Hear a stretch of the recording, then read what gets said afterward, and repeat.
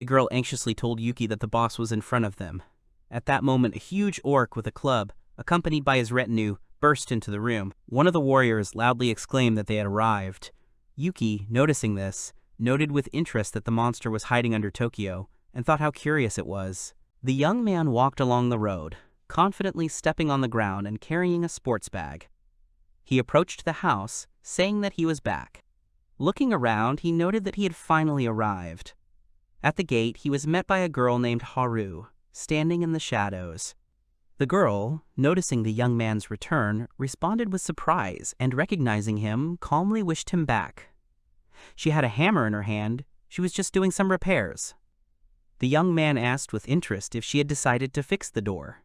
She nodded and said that she was still in the process of repairing. He noted that the house was rather decrepit. She screamed indignantly that he had broken everything. The guy tried to justify himself, pointing out the consequences. She sarcastically suggested that he continue to break things since he was the strongest. He began to panic and asked her not to kick everything around. He introduced himself. His name was Kizaki Tuka, who was 17. Added that, despite its dilapidation, the house was very important to them. The young man said that his younger sister named Kizaki stood in front of him. Haruka, she was his family. He recalled how their mother died and their father disappeared without a trace. With no home and no money, he and his sister had to drop out of school. Now the two of them lived in an old barn in the wilderness. The young man showed his sister how beautifully the packages of sprouts he had bought at a sale were scattered. She asked if they were from the supermarket that was 10 kilometers away. Confirmed. She noted that it all belonged to them. The girl, rummaging through the bags, wearily stated that they were alone again, Moyashi. He felt guilty inside towards Haru, because due to the lack of money, he could only afford such modest products. The work was only enough for a meager living. The girl asked her brother in surprise if he really loved fried meatballs so much. He cooked some egg wash because he realized how hungry she was. The girl called her brother to hurry, reminding him that the program was about to begin. He, busy cooking, responded with tired agreement. Despite their poverty, they continued to live amicably and warmly, finding joy even in such simple things as a shared meal. When she reminded him about the TV show, he looked at the screen in surprise. He said that the Tokyo Underground was located under this very place. The reporter excitedly said that the researchers were about to return from the dungeon. At this time, the young man and his sister were enthusiastically watching what was happening, hoping to see this holiday with their own eyes. He recalled that under the building there was that very Tokyo dungeon. Crowds of journalists and spectators gathered around, all waiting for the heroes to emerge. Among them were those who had visited all corners of the world, the chosen ones of the strongest. These heroes had received permission to explore the dungeon, and now they were to emerge from it, surrounded by light and glory. The screen said that anyone could become a dungeon explorer, obtain rare artifacts, and get rich. This was an offer from the Ministry of Dungeons. The boy was surprised to notice that despite the uniqueness, the entrance to the dungeons was always open to everyone. His sister listened with enthusiasm.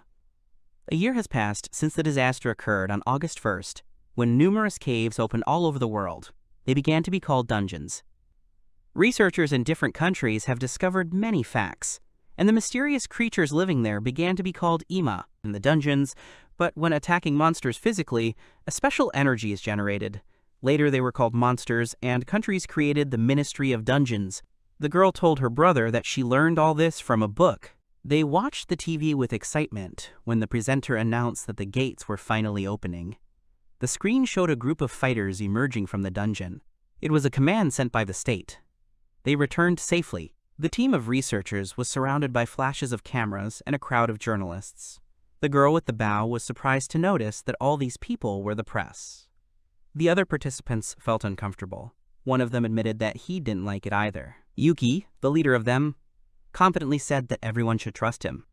At this time, the journalists were already asking questions, wondering what he was feeling at this moment. Yuki told reporters with a smile that he was glad the team had returned safely. He added that his comrades were feeling well, just a little tired, so he was responsible for everyone.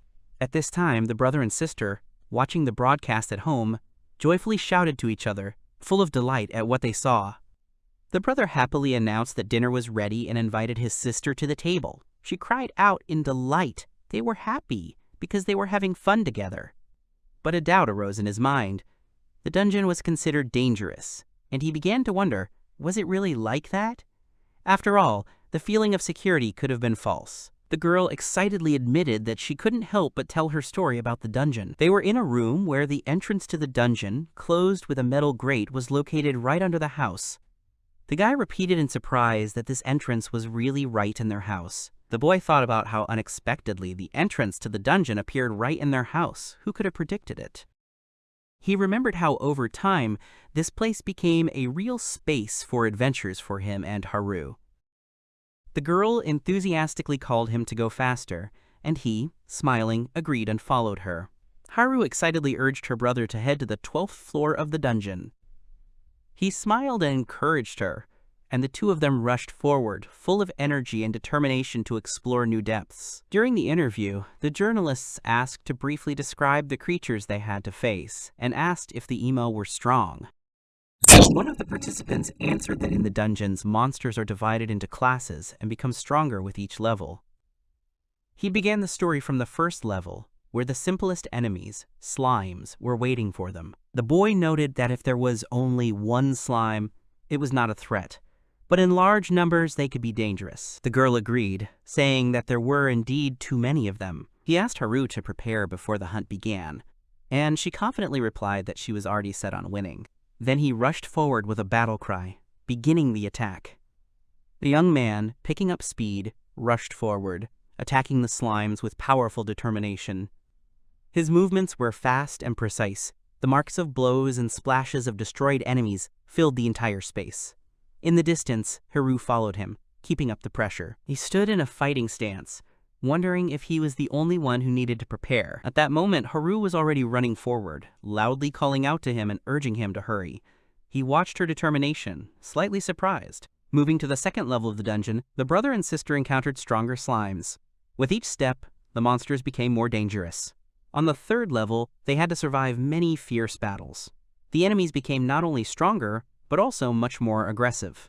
It took them 3 weeks to get past the 4th level of the dungeon. When they finally reached its depths, Haru suggested to her brother that they stop for a rest and have a bite to eat. Haru suggested taking a break, but her brother reminded them that they had entered the level only 5 minutes ago, and the path was still long. He said that they should be patient for a little while and find a better place. The girl called him a pest with displeasure. Later it became clear that they had been actively researching for a month, the results of which had interested even those outside the dungeon. When they reached the 5th level of the dungeon, a huge and terrifying hobgoblin boss suddenly appeared in front of them. The heroes realized that a serious test awaited them. Yuki said that he had stood face to face with a monster of a completely different order, huge and incredibly strong. He admitted that it was dangerous and that he lost over and over again, remembering how he had been hit by a hobgoblin. Yuki confidently stated that he was not alone, his strong team was always by his side. He said that it was thanks to their group that they were able to defeat the boss, and proudly added that his team was the strongest. Haruka, after a little hesitation, asked her brother for permission to enter the battle first. Haruka concentrated on activating the magic circle, preparing to attack. She then cast a spell and launched it towards the enemy, shouting the name of the technique, Bombshell. The enemy tensed up, noticing the approaching explosion. She stood confidently with her staff in hand against the backdrop of the blinding explosion left behind by her attack. The monster was defeated, and the girl, without losing her composure, did not even turn around to look at the destroyed enemy. After Haruka dealt with the boss, her brother remarked with admiration that they had a great time and were already on level 5. The girl calmly replied that she had done it even without preparation. He then suggested that they take a break and have a snack, to which Haruka happily agreed. After 2 months of exploring the dungeon, the team reported that they had done it. The leader proudly declared that they would take everything they could carry and announce the end of their journey.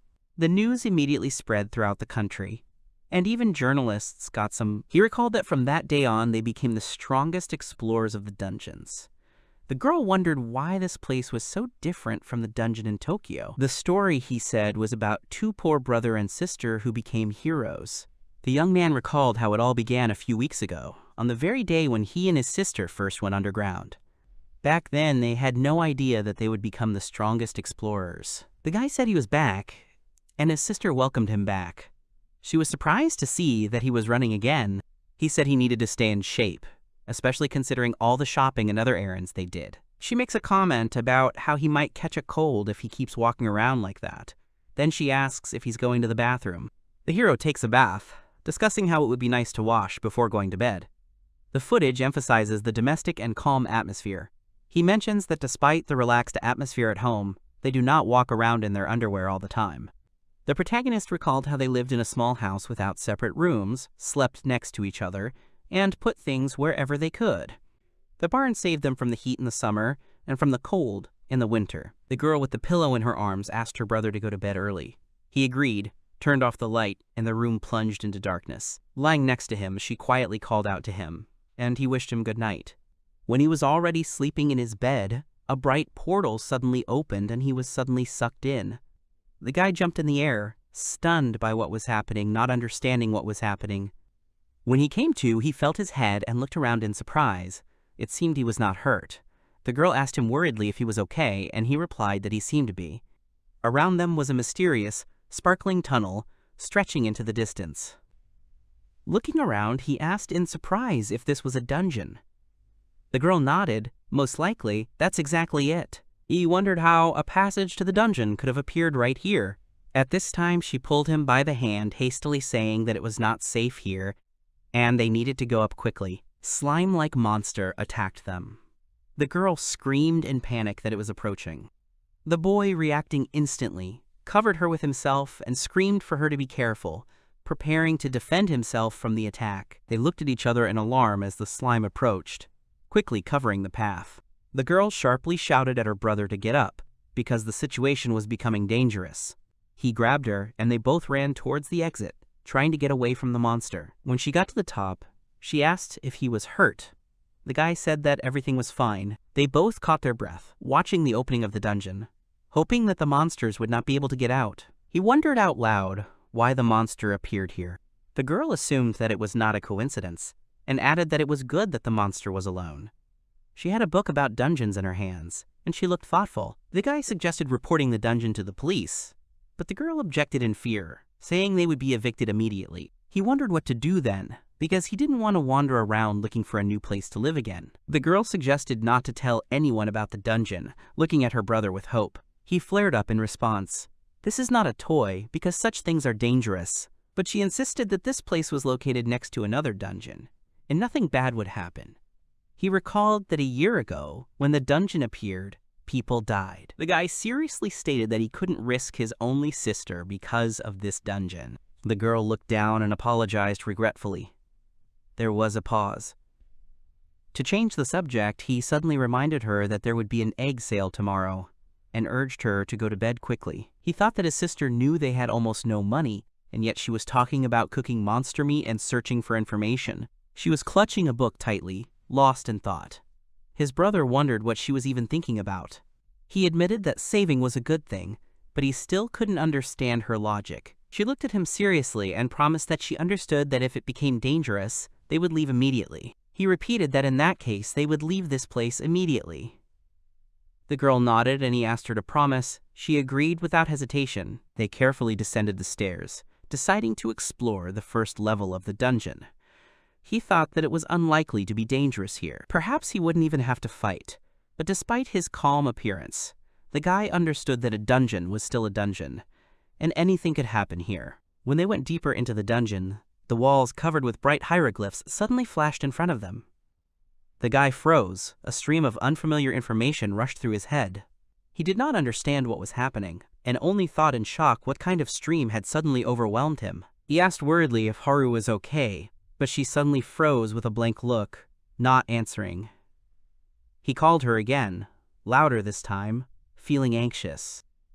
Everything around him seemed to freeze. Time stopped. After that, something changed. He felt it. Boy noticed that the symbol in the center did not move, although he did not select it. Apparently, it was something like choosing a profession, like in the game. It turned out that he got the swordsman class of a strong support warrior. He wondered if Haruka had decided to take on the role of the vanguard, and looking at her stance, he thought that would be good. He asked worriedly if Haru was okay. She asked in surprise if he had chosen an ability too. After making sure he was okay, the girl smiled with relief. He in turn asked if she had chosen something. She nodded. Yes, they had both made a choice. They simultaneously announced their roles. He chose support, and she magic. Realizing that they were both rear guards, they were at a loss. He noted with surprise that they were unlikely to advance that far, and then exclaimed, demanding that he be allowed to change his choice. The guy sighed, thinking that there was no way back, although he doubted whether they had enough strength. The girl gently suggested that they first inspect the area near the exit. Not wanting to pressure him, he realized that in any case they would have to back each other up during the fights. And she, at this time with shining eyes, was already dreaming of the meat of the killed monsters. Noticing the slime, he warned his sister not to interfere unless he asked for help. She only nodded in response. Suddenly, the word speed appeared before his eyes, and he wondered if it was his ability. Feeling a surge of energy, he realized that he had indeed activated his ability. The boy noticed the slime rushing to attack and immediately sped up. His sister was surprised to note that he had become incredibly fast. He himself thought that he had increased his speed a little. Confidently squeezing his weapon, he prepared for the blow and resolutely rushed towards the enemy. He brought the blow down hard on the slime, expecting to finish it off quickly. He shouted confidently, as if asking if it had worked. However, the creature was tougher than he expected, only deforming for a moment before throwing him back. Despite his efforts, the attack had no effect. He realized that the slime had tricked him and didn't have time to react. His sister screamed, seeing the danger hanging over her brother. Without thinking, she rushed forward and struck the enemy with all her might, resolutely entering the battle. Meanwhile, he noticed with bewilderment that the slime had still not been defeated, and wondered if it was too strong for such a level. The girl confidently extended her hand forward, informing her brother that it was her turn to use her ability. She activated the skill Explosion, and powerful energy rushed towards the enemy. He admired how impressively Haru fought. She calmly replied that they just needed to get used to fighting a little. The guy thought that the slime was quite a strong opponent. Then he asked with a slight grin what would happen to the meat of the killed monster, and his sister excitedly spoke about meat. Looking around, they were both surprised. The body of the monster had disappeared somewhere. He suggested that perhaps the slime had disappeared due to the nature of the summoning, and added that they would definitely succeed next time. She enthusiastically agreed, promising that they would definitely succeed next time. When a new enemy appeared on the way, he cheerfully declared that the next one was coming. The young man asked his sister to cover him if anything went wrong, and after making sure she would take up a position on the other side, he rushed to attack, exclaiming that the end of the monster had now come. After the victory, the sister joyfully shouted that they had indeed killed him. At first, the siblings, pleased with their victory, watched with interest to see what would happen to the defeated monster, but suddenly both simultaneously expressed confusion, realizing that something strange had happened. After that, already confused, they realized with horror that a new form had begun to emerge from the remains of the slime, and the sister urged her brother to retreat while there was still a chance, to which he replied that this was a matter of course. The brother and sister continued to fight furiously, not giving the slimes a single chance. Inwardly, he noted that they were like possessed, rushing to hunt. The clock confirmed that they had already spent a lot of time on this level, completely absorbed in the fight. The brother noticed that his sister was feeling strange and thought that perhaps she was just tired. He felt tired too. Neither understood why they couldn't get meat. The girl admitted that something was wrong with her. Then the brother said that it was time to go back. However, neither of them knew what the problem was. He realized that he and his sister had been in the dungeon for a whole day. Later, lying in bed, he thought about how much they had leveled up, and then thought that something else important had happened, although he didn't know what. His sister, tired, was sleeping next to him. The guy noticed that the sale had already ended, and the seller confirmed that it had been yesterday. This surprised him, because he hadn't noticed how the day had passed. One day, a brother and sister spent in the basement of their house, exploring an unexpected entrance to the dungeon. The boy thought that the monsters they had recently fought could crawl out from there, and that it was easy to fall in. He decided that they needed to install a door or something similar to secure the passage. At that moment, his sister called him over, calling her brother worriedly. Haru suggested going into the dungeon again, clearly full of enthusiasm.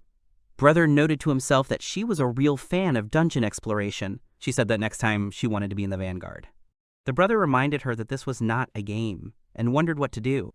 He said that they would not go there today because they had other things to do. When the sister asked where they were going, he said that she would know when they arrived. Sister, looking at the store building with admiration, she admired its size.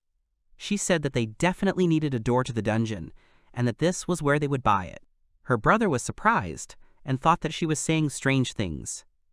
Haru, meanwhile, admitted that the door was a good idea, but wondered where they would get the money. The boy explained that he had saved the money his father had left them and added his part-time job to it. When his sister suggested spending the rest of the money on a gun, he said abruptly that it was impossible. He emphasized that they definitely needed a reliable door in the dungeon, even if they were still having trouble fighting monsters. He admitted to himself that the family budget did not allow him to splurge, so he would have to choose the cheapest option. The girl drew her brother's attention to one of the doors and suggested considering it as an option. She noticed that the price was just right. Her brother, however, immediately rejected this option, saying that it would not work. When my sister was surprised and asked why the door looked cool, he replied that it wasn't about being cool. He noted that such a door would be problematic to deliver and install, and looked again at the 100,000 yen price tag. Haru suddenly suggested making the door themselves. After thinking about it, my brother admitted that maybe it was a good idea. In his memoirs, he noted that during her school years, his sister was a member of an art club, and she did not draw, but rather did crafts. She sculpted and carved sculptures. The brother suggested taking inexpensive material and turned to the sister, saying let her decide. Haru answered without hesitation that this option would do. It was cheap, and there was a lot of it, so it would be quite enough. Haru cried out joyfully that it was impossible to remain indifferent just by looking at it. She noted with delight that they were repair tools. Her brother calmly clarified that they were just home repair tools. He noticed that she had found many tools suitable for killing and warned that she herself would soon become a monster. Haru happily stated that with these weapons, it would be much easier to deal with enemies. Her brother told her to calm down. Haru, slightly embarrassed, said that she had simply not been shopping for a long time, and that was why she was so happy. She was having a lot of fun. The boy thought that this was how it all turned out. He noticed that now that they were living on their own, he and Haru had started shopping together, and he wondered when was the last time they had had the opportunity to do so. He said they would buy the scrap, admitting it was really handy and cheap. He added that it was unlikely that they would be able to go shopping together again anytime soon, and suggested that they make the door together.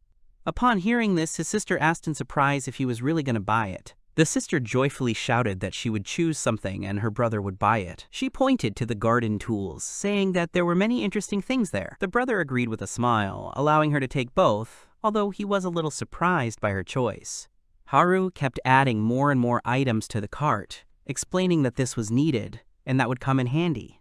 The salesperson, having checked the purchase, told them the amount was 99,000. The brother looked at the total in shock, clearly not expecting it. The sister noticed that they had bought a lot of things for the dungeon, and the brother thought that perhaps it would have been better if it had all been cheaper. She, smiling, thanked her brother. He looked at her in surprise and then smiled slightly as well. The sister suggested that the brother hurry home, reminding him that they still had a lot to do. He agreed. It was already evening, and while they were dragging the shopping cart along the dark road, the brother sighed tiredly and wondered if they would even get there today. The thought crossed my mind that the journey from the supermarket had already taken about 4 hours. Haru proudly announced that she had finished the job. Her brother approved of her efforts, calling the result excellent. The girl explained that, in fact, they now had a full-fledged door to the dungeon. Her brother noted that it could be left open for now, and Haru added that everything was now ready. All that was left was to lock it in. However, as soon as they finished, Haru was fired up with the idea of immediately going to explore the dungeon, which surprised her brother. The brother admiringly declared that it was perfect, and noted that he now looked like a real survivalist. He was glad that yesterday's purchases were successful, and that his sister had finally listened to his advice. Meanwhile, Haru, who had put on her gear, did not hide her joy, but the brother worried that she would hardly be able to move freely in such an outfit. Despite this, he still decided not to interfere, mentally noting that if she chose it herself, then she really needed it, because otherwise he would have to go down into the dungeon alone. Haru complained that it was hard to move in the gear. Her brother remarked that she resembled an American football player, to which she explained that her armor was worn over her clothes for comfort. He asked her if she hadn't figured it out right away, and suggested that they take their time. Haru apologized, said that she would change her clothes now, and quickly ran away, leaving her brother slightly confused. Haru asked in surprise if he thought she was wearing no underwear. He sheepishly confirmed. He noted that protection should not be neglected. After that, he added that they should check everything again before going down into the dungeon. The guy sternly warned his sister that if it became dangerous, they would retreat immediately. She loudly shouted that she understood everything. The boy rushed into battle, crushing his enemies, and the girl called out his name. He turned around to check if she was okay. She answered affirmatively, indicating that she was ready to support him. After striking the enemy, the girl was surprised at how easily she managed to win. She assumed it was due to the new weapon, but her brother pointed out that it might be due to the level increase. At the same time, he admitted that he himself did not feel any changes. Then the girl explained that their strength had indeed increased after their last descent into the dungeon, but it was just not so noticeable on the surface. The brother wondered if his sister could feel the level increase, since that might be what was affecting their success. He added that although he was not sure, perhaps he could feel something. However, they both admitted that they still could not get meat despite their efforts. Then the brother suggested going down to the 3rd level. Looking around, they noticed that there were no slimes here, and cautiously peered out from their hiding place. When the heroes noticed the new goblin monster, they immediately became wary. The girl asked in surprise if it was a goblin, to which the guy nodded affirmatively. They wondered if they should try to get meat from it. The hero suggested using the same tactics as with the slimes, and asked Haru to cover him. Hearing this, the girl confirmed that she understood, and the guy activated his speed ability, preparing to attack. The hero noted to himself that he began to move faster than the first time he used this skill. He realized that the speed increased as the ability was used. The goblin, noticing his rapid attack, was surprised how he did not immediately notice the approach, and mentally exclaimed that the enemy had become faster. The boy suddenly approached the goblin and dealt him a powerful blow, so fast that the enemy did not even have time to react. His gaze was focused and determined as he completed the attack with precision. He wondered in surprise how he hadn't noticed the threat earlier. The girl noted that he had defeated the monster alone, adding that it hadn't disappeared like the slimes. He apologized and, after a moment's thought, admitted that perhaps he had indeed dealt with it himself. The young man noted that, perhaps due to the monster's different form of decomposition, it would now be possible to cut something off of it. He added that this was also part of the dungeon exploration. The girl abruptly refused, saying that she was not going to do this and entrusted everything to her brother. The guy yelled at her to be careful.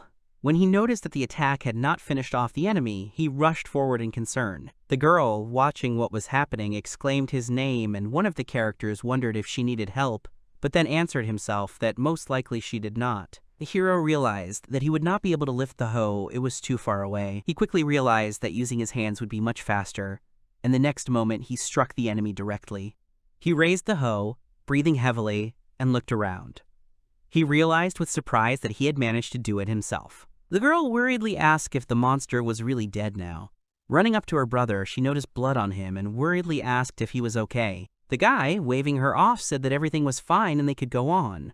Then she, slightly frowning, suggested going back. The girl reminded him that he himself had said, if it becomes dangerous, they will return. The guy apologized and admitted that now he wants to continue.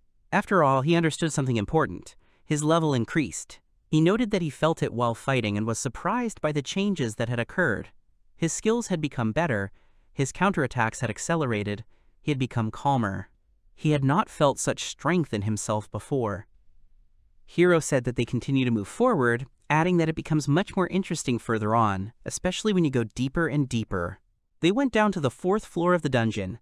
The girl reported that there were 3 goblins in the corner, activating the ability to search for enemies. The boy asked if Haru could deal with the enemies herself since she could see them. The girl confirmed that she could handle it and immediately activated her explosion magic. He was surprised by her firepower and told her to act with restraint. After the guy dealt with his opponents, Haru suggested ending the fight. He smiled slightly and apologized for being too harsh. They had already reached the 4th floor, but according to them, they had found nothing special. The girl was surprised that this was all, to which the boy replied that everything was quite normal, nothing interesting had been found. Meanwhile, exams and the organization of advanced detachments were beginning on the surface, and they continued to live their research life in the dungeon. The heroes discussed how they had seen on TV that items were dropping in a Tokyo dungeon, but they hadn't had any drops in all that time. They assumed that their dungeon might be special, but how exactly the drop mechanism worked was still a mystery.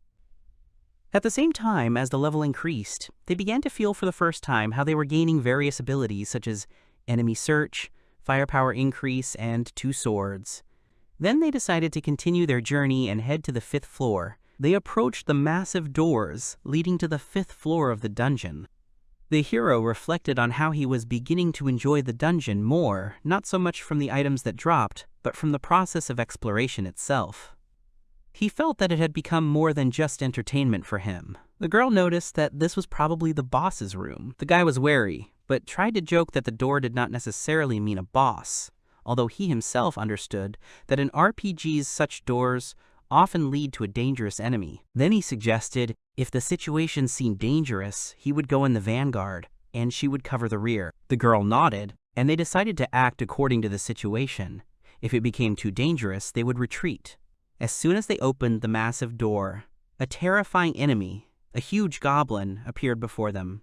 As the hobgoblin approached, he noted that the atmosphere around the enemy was distinctly different from any monster they had fought before. His sister clenched her fists and confirmed that it was a boss. As the enemy charged, he commanded Haru to attack with all her might, and she responded immediately, preparing for the decisive battle. Haru and her brother prepared for the attack. She activated the ability Explosion, and he activated Speed. Haru's gaze became focused. A magic circle glowed in front of her hand, and she concentrated her energy for a powerful blow. She shouted the spell name, Blast, and launched a powerful stream of magical energy towards the enemy. The fiery projectile, with a deafening light and roar, fell on the hobgoblin, engulfing him in furious flames. The boy shouted that he was here and rushed to attack. The enemy was caught off guard in the clouds of dust, not having time to react. At the same moment, the second participant in the battle picked up the movement, and together they struck from both sides, leaving the monster no chance to defend itself. He exclaimed if their attack had worked, but then he realized no, the attack had not finished off the enemy. The memory of the previous battle appeared before his eyes, and he realized the goblin boss could not be weak. At that moment, the girl called out to him, giving the signal for the next strike. The young man fought with all his might and, after analyzing the situation, came to the conclusion that the enemy they were facing must be significantly higher in level than them. The girl told her brother that they would beat the enemy with all their might until he fell to pieces and disappeared. They looked at each other in the silence after the fight, breathing heavily. The girl noticed that she was covered in blood and said so. Then she added that her brother was too. The heroes admitted to themselves that they had gotten too carried away by the fight. They continued to strike, not even noticing how long ago they should have stopped. They were both dumbfounded with shock when they saw the consequences, and the girl shouted at her brother to run away quickly. Immediately, without thinking, both rushed away, acting more on instinct than consciously.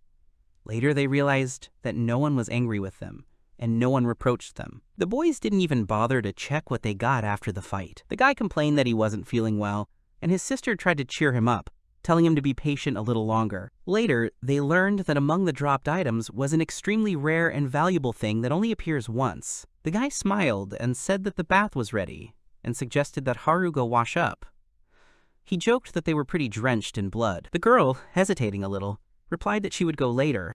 Then he, a little puzzled by her reaction, said that he would go first. He noticed Haru washing herself too hard as he immersed himself in the hot water, and advised her not to beat herself up so much. He wondered if they had indeed shed a lot of blood, but it wasn't much different from their previous fights.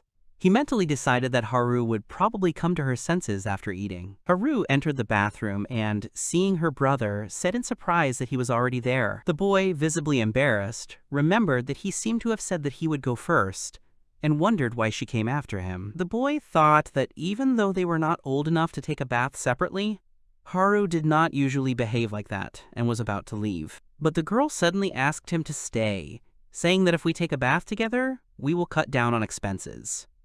This shocked him. They sat in the bathtub in silence. The boy, worried, carefully asked if Haru was okay. She barely audibly replied that she was. But from the expression on her face, it immediately became clear that it was quite the opposite. The hero looked at Haru, thought about how long it had been since they took a bath together, and decided that he had to do something as an older brother. He remembered that as children, they often bathed together, and then, because of the games, they used up all the hot water, for which the adults were angry with them. Now, according to her, there are no angry adults nearby. He was surprised to think that this had the opposite effect. The brother suggested trying something different and asked Haru if she could do it. He picked up a water pistol. He noticed that no matter how many times he tried to teach her, she still couldn't do it. Haru just watched him silently, not responding. Haru tried to use the water gun again, but it didn't work. Her brother smiled and noted that, unfortunately, it didn't work again. Haru then admitted that she simply couldn't do it, and calmly added that it was okay. The brother cried out in surprise and called Haru. Stunned by the sudden splash of water, he suggested that she not give in and fight back if she was offended. To this, Haru reminded him that she now had the ability to control explosions. She demonstrated this with determination right away. The brother stood under the streams of water with a straight face, clearly tired of what was happening. He noted that her explosions were too pathetic to change anything, but then he added that he had the ability speed, so her attacks simply would not hit him. The girl looked at him and replied that he would regret calling her explosions pathetic. Something threatening appeared in her gaze. Haru braced himself for a water attack. His sister concentrated and loudly called out the name of her ability. Bang! And a powerful stream of water rushed towards him. Without wasting a second, he activated his speed ability and deftly dodged. The sister looked at him with slight tension, her attack missing its target. The house shook with noise, as if a real magical duel was taking place inside. When their strength finally left them, both sank to the floor, breathing heavily. They both admitted, barely breathing, that each of them was no slouch. He noted that his sister was not a fragile girl, to which she responded by calling him no less stubborn. He asked what they were doing, and she just sighed, agreeing with this stupidity. Haru thanked her brother for being there and said that she felt better. She wondered if anyone would be mad at them for using up all the hot water in the bathroom, but he calmly replied that there was no one to be mad at them. They reasoned that they would always be together now that they both dropped out of high school. The brother added that in that case, working in the dungeon might be the best fit for them. Haru agreed. Her brother suggested that they have a blast in their dungeon, to which Haru agreed with a smile, admitting that he was right. They dreamed of being able to have fun together day after day, becoming stronger and stronger, so that in the future, when the dungeons around the world were liberated, they would have the opportunity to live the way they wanted. Haru asked her brother the same question several times. Why? She seemed agitated, as if something was not clear in her head. Haru asked with annoyance why they weren't allowed to explore the dungeon every day.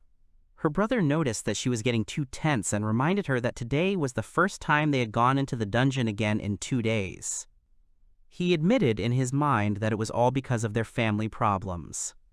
Kizaki. The brother said that they couldn't survive without a part-time job, and asked what else she could do. The girl objected that 3 times a week was too much, since she already had to do a lot of things.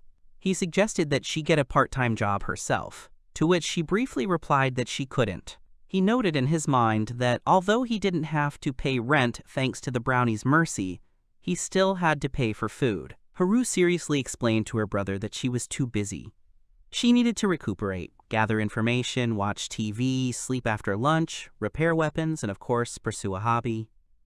The brother, hearing all this, finally admitted that his sister was indeed overloaded. However, even after that, he still noticed that their expense problem remained and suggested calling it, quote, the Kizaki family's living expenses problem. Haru noted that the 4th floor was no longer suitable for them to even warm up. Her brother agreed, adding that they were defeating monsters without even paying attention. The hobgoblin last time. The girl said that even a 2-day pause had no effect. After that, they decided to move on, opening the massive doors of the dungeon. The brother noted that the door was closed and assumed that they would have to fight the boss again. He remembered how unpleasant the experience had been last time and suggested that they act with more restraint. He then carefully opened the door, and his sister wondered if it was a magic circle when she saw the glowing seal on the floor. The boy asked if there had been a magic circle there the last time, adding that he didn't seem to remember it. He then asked if there was any explanation in the book, and the girl replied that there was none. He suggested that perhaps it was some sort of element from a game. The girl asked if he meant that one. The brother and sister carefully stepped onto the magic circle, not knowing what would happen. The next moment, a light suddenly flashed beneath their feet, and they felt something begin to transport them to another place. The heroes, finding themselves in a bright light, looked around and realized that the place they had been transported to looked exactly the same as before. They noted that there was no door here, but there was a staircase leading down nearby. Then the brother concluded that a new path was opening up before them. The brother was glad that they had managed to bypass the boss's room, noting how similar it was to a game situation. He said he was going to go first and handle any surprise attacks. The girl asked with interest what kind of monsters were waiting for them on the 6th floor, and he suggested not to delay and continue on their way, adding that he was already beginning to understand the structure of the dungeon. As soon as they looked out from behind the wall, a huge wolf-like monster rushed at them with a growl. The guy, noticing the beast, exclaimed in surprise, and a moment later jumped back to dodge the attack. They saw a wolf-like monster rushing at them from the darkness, growling. The girl screamed in surprise, not expecting such a threat. The boy, noticing the enemy, calmed his sister down, saying that he could handle such a weak defense alone, and asked her to step back. He noted that their measures against surprise attacks worked well, despite the fact that they had never encountered such monsters before. The girl asked reproachfully why her brother had again relegated her to a passive role. He awkwardly apologized. Then she called out to him, pointing forward. They both noticed that the wolf was not alone. There was a pack standing in front of them. At that moment, they saw the monster's claws begin to glow, which made them even more wary. The girl was surprised to hear that the monsters had started using their skills. The boy quickly added that they should not be underestimated. They then shouted in unison that it was time to attack and rushed into battle against the wolves, who did not retreat. They stood back to back, looking at the approaching wolves. The boy noted that the enemies were too fast, and fighting 3 opponents was not an easy task. The girl, on the contrary, with a slight smile, admitted that this was precisely the interest. In her opinion, the strength of the enemies most likely lay in their skills. They activated their skills in unison. The girl, explosion. The guy, speed. The energy around them flared up. In these moments of exploring the dungeon, they forgot about the boredom of everyday life. Fear, in the right dose, did not frighten them. It caused excitement and a rush of adrenaline. The heroes fought shoulder to shoulder, fighting off the onslaught of monsters. The explosion of magic, the ringing air, the sparkle of blades, all this filled them with adrenaline, and in this chaos of battle, they felt not fear, but real life. Exploring the dungeon, they felt truly alive. When the battle was over, to their surprise, a glowing object flew out of the defeated monster. It was the first time something had actually fallen out, and they couldn't believe their eyes. Haru, clutching the staff, recognized the find, and excitedly noted to her brother that this was exactly what they had been waiting for so long. He looked first at her, then at the glowing object, and exclaimed, not hiding his surprise, whether this was really true. The brother picked up the find in amazement, assuming that it was the same object, the one that could drop from a monster. Haru happily confirmed that this was the first time it had happened. However, he quickly cooled her down, noting that it was too early to rejoice. Looking at the find, he added that, to be precise, it was an object that had fallen from the 6th floor. Haru suggested checking it out immediately. The brother said with a serious expression that it was time to begin the first meeting regarding the Kiyosaki family items. The sister looked at his determination with surprise. The young man assumed that it might have been an object, but he did not rule out that it could have been a part of the monster that had fallen off during the battle. He thought that it was not worth rushing to conclusions. His sister objected, noting that there were no injuries on the monster's body, which meant that it was definitely an object. Then the brother decided to test its strength, adding that nothing would happen to it. Haru said that it was the first item they found, and her brother broke it with his incredible strength. Her brother, a little embarrassed, apologized to her, and she told him not to worry about it. She said that they needed to defeat more monsters and gather as much data as possible. Her brother agreed, noting that there were many enemies ahead. She then suggested that they begin a full-scale investigation, and he enthusiastically supported her idea. He remembered how they fought monsters over and over again, wanting to understand under what conditions and what exactly could drop. He tried to study everything in as much detail as possible. Haru looked around the battlefield and asked if anything had fallen out. Her brother, noticing the glitter, happily exclaimed that several items had finally appeared. He noted that this was the result of all their efforts. He examined the item he found and explained that it was obsidian. She added that the items that dropped seemed to have something in common with the human world. Her brother noted that several items had dropped from one monster, but that wasn't quite what they were hoping for. Haru felt a little sad when she thought about the meat, and her brother, understanding her mood, suggested that she would hardly want to eat wolf meat, regardless of the creature. The girl began to think about the meat reserves and expressed regret that there was nothing edible left from the monsters after the battle. She assumed that either they would find a creature from which meat could be obtained, or she would have to give up on this idea. Her brother repeated her name worriedly, but at that moment, a huge boar monster suddenly appeared from the cave and stood right in front of him. The hero shouted that a new monster had appeared, and seeing the approaching boar, he immediately declared that this was their chance, this was meat. He demanded that Haru act quickly to defeat the beast. The girl was silent at first, but then a dark glint flashed in her eyes. She was overcome by a silent but undeniable realization. This was meat. Haru didn't hesitate. She rushed forward and with a scream brought down a powerful blow on the monster. Her determination was unwavering. This wasn't just a monster in front of her, this was dinner. Her brother stood there in amazement, watching his sister turn into a personified rage for a piece of meat. As soon as the monster disappeared, leaving only a glow behind, a piece of meat fell to the ground with a soft sound. The brother, not believing his eyes, exclaimed that it was indeed meat and hurried to pick it up. There was a mixture of delight and shock in his voice. Finally, their efforts paid off. Haru looked at the meat she had obtained with admiration, holding it close to her as if it were the most valuable trophy. The gleam in her eyes spoke for itself. She was truly happy.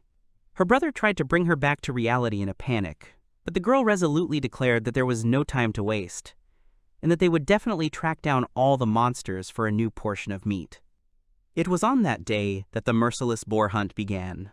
After Haru tasted the meat, she could no longer stop. Fire burned in her eyes, and her brother, realizing that there was no way back, silently fried the prey in the kitchen. When the brother served the roast meat, he wished them a bon appetit. The girl slowly brought a piece to her mouth and tasted it with pleasure, not hiding her delight. He noted that they had not eaten meat for a long time, and added that today's result of their efforts had not been in vain. She enthusiastically agreed, nodding and beaming with happiness. They summed up the day, listing what they had managed to get: 12 wolfskins, 103 claws, 47 pieces of obsidian, some metal that the brother was unfamiliar with, and 6 pieces of boar meat. He noted that now they knew what items monsters dropped. The girl admitted with a smile that she was tired, but was satisfied. The guy agreed that the day had really been wonderful. She added that he could now reduce the number of working days. The boy replied that he thought so too. The girl said that the food was very tasty. Then she remarked that they would be able to explore the dungeon more often now. The boy thought to himself that he understood what she was really talking about. Then she admitted with a slight smile that Haru was always worried about her. He briefly agreed, looking out the window, lost in thought. The narrative notes that in this way, the Kazaki family's living expenses problem was temporarily solved. At this point, the brother and sister were discussing the announcement of the dungeon test exploration over dinner, the boy happily telling the story, and the girl listening attentively. Around the same time, a program was broadcast on television showing heroes going through the dungeon for the first time. The reporter said that these were courageous people who overcame him, and everyone saw these heroes for the first time. At the dinner table, the brother and sister continued to watch TV. The girl lay on the floor, resting her head on her hands. The narration emphasized that this time, all the explorers of the dungeon were, quote, test type. The screen broadcast a solemn ceremony of heroes who had passed the cruel test, honored on stage. One of the speakers proudly declared that he was glad to be there, The girl, propping her cheek with her hand, thought out loud about how the explorers of the test-type dungeons live an interesting life. The girl did not calm down. She enthusiastically said that she wanted to visit other dungeons. Her brother said that their life was no less unusual. At this time, the broadcast continued on the screen, where the expert speaking emphasized that the project participants were risking their lives and therefore were brave people. The boy reasoned that the slime on the first floor was quite light, and if he had a weapon, it would not be difficult to deal with it. He reminded them that this test had nothing to do with them. The girl responded by noting that she and her brother were the strongest in Japan. He suggested taking the general exam when it started. She agreed. The boy reflected that the state test was a serious undertaking. The girl agreed, adding that they probably wouldn't be selected. He noted that only adults will participate in it. When a young contestant appeared on the screen, both were surprised. The brother noticed that he seemed to be the same age, and the sister noted with interest that he had joined the challenge. Yuki, holding a glass in his hand, confidently declared that he wanted to go to the dungeon as soon as possible. His friends looked at each other with concern. One of the girls asked worriedly if he was serious. Another added that they were worried about him. In response, someone suggested not to think about difficult things and enjoy the party. The conversation immediately changed to something lighter. Someone promised to bring meat, and the others happily supported this idea. Yuki, a third-year high school student, was selected as a test subject to explore the dungeon along with 3 childhood friends. Despite their age, they successfully passed the selection, which surprised them a little. One of them noted that if you look at the other participants, you can immediately see how much older they are. But despite everything, their team was able to prove their readiness. During the party, girls in provocative outfits appeared, presented as, quote, ideal Japanese women. One of the guests remarked that he didn't think this was the best idea, and someone else asked him in bewilderment what he meant. Following the girls, men in revealing suits came on stage, presented as ideal Japanese men. The audience in the hall watched the events with confusion, not knowing how to react. Dark and disturbing figures took to the stage, introduced as people from the dark world. This caused concern among the audience, with some wondering who the government had chosen, while others admitted they did not know what the organizers' priorities were. The heroes watched with concern as another group of confident and dressed-up kids took center stage. Looking at them, one of the kids tried to cheer the others up and said that he had given their team the best name, trying to stay positive. The members stared in surprise at the sign that read, "A group of brave people." One of them wondered what kind of name that was, while the others wondered off-screen if they could match up to the strongest siblings. And so, the group of brave people officially began their descent into the dungeon world. Yuki was suddenly thrown back by the blow, crying out in pain. His comrades called out his name in alarm, calling for him to provide cover. As one of the team members prepared to counterattack, the cloaked girl confidently declared that the others should leave everything to her and ordered them to open fire. The heroes discussed what was happening, surprised that even on the first floor of the dungeon, one slime turned out to be too dangerous.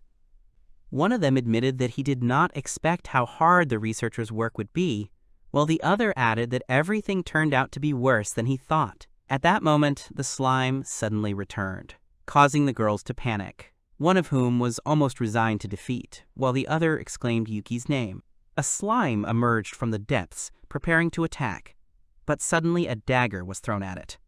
One of the fighters noticed this in surprise, and a mysterious voice reminded that without the readiness to fight, it is impossible to become stronger. The team watched the events warily, trying to figure out who interfered. A girl in a military uniform suddenly appeared, throwing a knife and neutralizing the slime. In a serious tone, she ordered to use the weapon issued by the government. One of the fighters, still confused, thanked her, and another admiringly called her a heroine, admitting that it was truly impressive. Yuki thanked the stranger, but she coldly replied that she was simply fulfilling her mission to ensure the safety of the researchers in the dungeon. One of the boys whispered that she looked too strong, and another girl asked doubtfully if she seemed suspicious. In the end, the group decided not to interfere and continued on their way. One of the heroes explained that the girl is an expert from the Japanese Self-Defense Forces, a member of the Elite D Squad. In other words, she is one of the strongest people in the country. Inspired, the group members decided to give it their all. but the heroine reminded them to move at their own pace. The young man assured the team that he did not want to upset them and suggested that they take their time, since it was normal to level up slowly. Everyone agreed with him. The girl from the self-defense forces, watching him, noted to herself that although he was young, he was already an ideal leader. Yuki proudly exclaimed that he had defeated his opponent, but looking back at his comrades, he noticed that they were tired and exhausted. Talim approached and handed him the item, saying that was enough for today. Yuki was surprised to learn that all of this was paid for by the government. Talim sprayed the special solution without further ado, and the team was surprised to see their wounds begin to heal. One of the participants happily exclaimed that he felt much better and thanked her for her help. She explained that the recovery potion she used could only be found on the 13th floor and below. The participants were surprised. They were still very far from reaching this level. The girl added that first they had to get to at least the 5th floor, where the first boss was waiting for them. One of the guys, slightly embarrassed, asked whether it was information or motivation. Talim explained that her job was to make them good researchers. One of the boys thanked her. Then the whole team continued training and research, gradually gaining experience. It was mentioned that in a week they managed to increase their level. A month had passed since the start of the preparations, and the group continued to move deeper. Gradually, they honed their skills, improved their communication, and moved down the floors of the dungeon, encountering new threats. The group reported jubilantly that they had defeated the hobgoblin. One of the participants joyfully exclaimed that it was their victory. The female mentor stood to the side, watching them with approval and calm confidence. Mentor observing what was happening, she noted with restraint that the group's progress, although slow, was noticeable. The participants came closer and began to examine the shiny rectangular objects, expressing bewilderment. It seemed that nothing was written on them. One of the participants exclaimed, looking in surprise at the glowing screen in front of her, and asked if the others could see her status. It was an object that no one had ever been able to pick up before. The mentor explained that it was a self-esteem skill card that could only be activated once, so it had to be handled with care. She also added that completing this part of the task was her mission, which surprised Yuki. The mentor said goodbye to the team, saying that perhaps they would meet again somewhere in the dungeon. Yuki thanked her for her help, responded by wishing the entire group of heroes to be careful, adding that the next boss was on the 10th floor. The mentor calmly said that it was this test that cost her her left eye. Upon hearing this confession, the entire team froze in shock and silent admiration. After successfully completing the research phase, the brave group returned back and were informed that they would be interviewed by the press. The siblings reported that they were on the 10th floor. They defeated the enemy faster than expected, which surprised even them. These two strongest shadows in Japan grew stronger with each battle. After finishing the battle, they happily announced that the 10th floor was completely cleared. The sister pointed out to her brother that he should hit the workpiece a little to the left, and he agreed, after which he brought the hammer down with force, hitting the right spot exactly. She suggested putting the workpiece in the oven. Noticing that the boar's fangs were as pliable as those of a black wolf, Brother replied that it sounded fun and suggested they see what happened. He noted that today was the day to improve their weapons. They said that they explored the dungeon for 6 weeks, during which time they increased their strength and reached the 14th floor. When they encountered the golems, one of them noted that these creatures were incredibly strong. The heroes admitted that their weapons were no longer working, due to the monsters strengthening. When one of them suggested buying a new one, the girl said with a serious expression that it wasn't worth it, as it would break again. Instead, she suggested making the weapon themselves. They said that they built a regular stove in the garden, because their house was full of all sorts of things. The girl enthusiastically admitted that she wanted to try making different things with her own hands then. The young man admitted that he was an excellent blacksmith. The boy carefully pulled the new tool out of the water, while the girl advised him to be careful. They had just completed the creation of a hoe, which they called the Black Wolf Hoe. It was assembled from durable and rare materials, a handle made of wolf fangs, a tip made of boar fangs and obsidian, and fastenings made of the same obsidian. He noticed that these fangs had properties similar to metal. The young man began testing the new weapon and noticed that it worked perfectly, and those around him admitted that the result was amazing. Then he asked the girl how things were going with her weapon. She replied with a satisfied look that she had improved it a little, after which she showed a massive club with spikes. Upon seeing it, the young man could not contain his surprise and asked in shock what it was. The girl proudly announced that this was her new weapon, explaining that the nails on it were made from wolf fangs and the rod itself was reinforced with obsidian. The young man noted that it looked terrifying. He then asked in surprise about the bracelet she handed him. The girl explained that she made it from the leftover materials of wolf fur and a melted wolf fang, and also added a magic circle to it. Haruka carved a magic circle, which she explained she had found in the dungeon earlier. She added that she had noticed that using this circle greatly increased the power of the skill. After they had made the furnace, she decided to use this circle. She then handed over the bracelet and said that it should increase his abilities. Tuka enthusiastically suggested testing their new weapon. Haruka responded that it was the best thing she had ever done. The two then headed underground, reaching the 14th floor, where golems were already waiting for them. Tuka used a speed-up spell to boost the group's actions, and with that, he moved forward at lightning speed, dealing devastating blows to the golems that appeared in his path. He noted that the golems were surprisingly soft, like pudding. He called out to Haru to warn her, but she, looking ahead intently, said that she was going to use Triple Blast. After the powerful explosion that crushed the opponents, Haru stood confidently with the weapon in her hand. Tuka just looked at her in shock, amazed by the power and composure of her attack. The hero asked in surprise when she managed to master this skill, but Haru only calmly answered that she didn't know, perhaps at the moment when she increased her level. He, enthusiastically continuing the conversation, admitted that he himself had learned a new technique. Haru was only perplexed. That's when he increased his level. He explained that he was able to create his own skill by using a card labeled Magic Power that fell from a monster. When they noticed the crowd of golems approaching, Haru calmly said that she was going to attack, as if this situation was nothing new to her. Tuka panicked and asked her to wait for at least a minute, as the number of opponents clearly exceeded their expectations. Tuka admitted that he didn't quite understand how the new skill worked, but decided to try it anyway. He activated a skill called Chain, and a magical weave erupted from his hand, unexpectedly binding Haru. She froze in surprise, not understanding what was happening.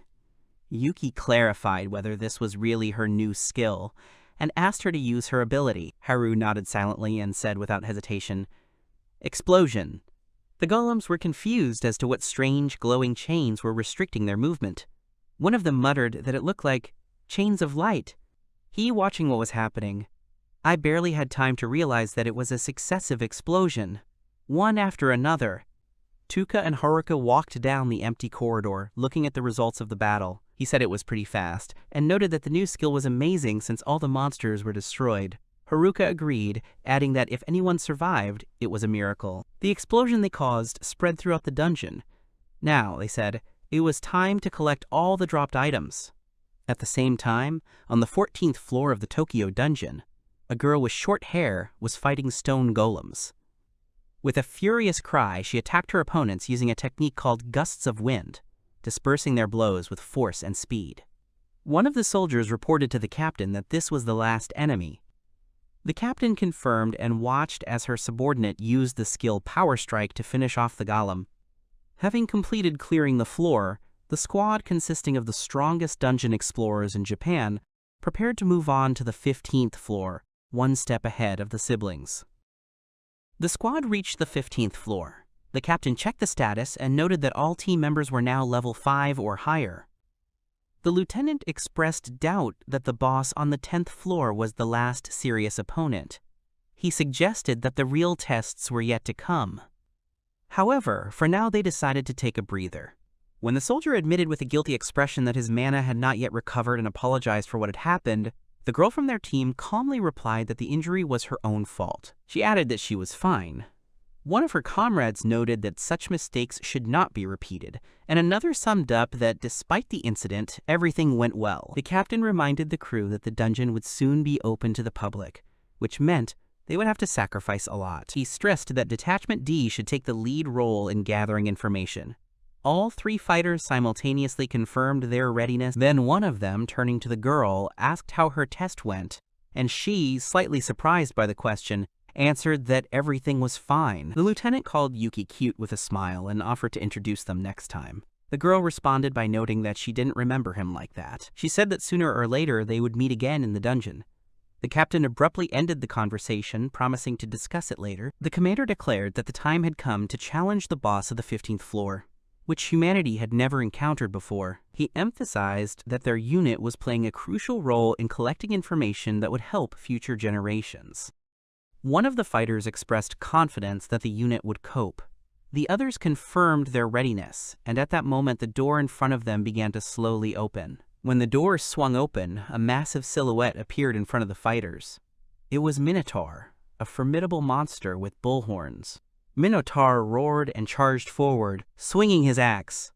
The commander gave the order to attack head-on, while simultaneously instructing the rearguard to split up and keep their distance. The soldiers nodded and rushed to carry out the orders, and the battle began. The fighters activated their combat skills. One strengthened his sword, and the other summoned storm energy. They shouted, attracting the enemy's attention, and loudly declared that they were its target. With a defiant challenge, one of them called the monster an overgrown cow and prepared to attack. Min Oda VR delivered a crushing blow with his axe, sending the girl killer flying to the side. The rest of the squad watched in amazement. One of them exclaimed in shock, and another ordered immediate treatment. The captain demanded that the crew speed up and quickly rush to attack the Minotaur. One of the soldiers exclaimed in surprise upon seeing this, and the other confirmed his readiness for battle. The captain then activated the Iron Fist skill and struck the monster in the chest with all his might. The Minotaur suddenly struck the captain, throwing him back. One of the fighters called out to him in fear, and the healer girl rushed to help the victim. Warning that the treatment would take a little time, the lieutenant anxiously asked if the captain was all right, but he assured them that everything was fine and ordered them to deal with the flying axes. He added that he would buy some time to give the others a chance to act. The lieutenant understood the order and immediately went on the attack, releasing Blade Whirlwind, while the captain used the skill Air Projectile, attacking with a furious cry. One of the fighters exclaimed that something was wrong with the enemy, to which the lieutenant noted that he was indeed strong. Then someone from the team ordered to help others, seeing that one of the girls had already begun to come to her senses, and assured that she was better. Events developed rapidly.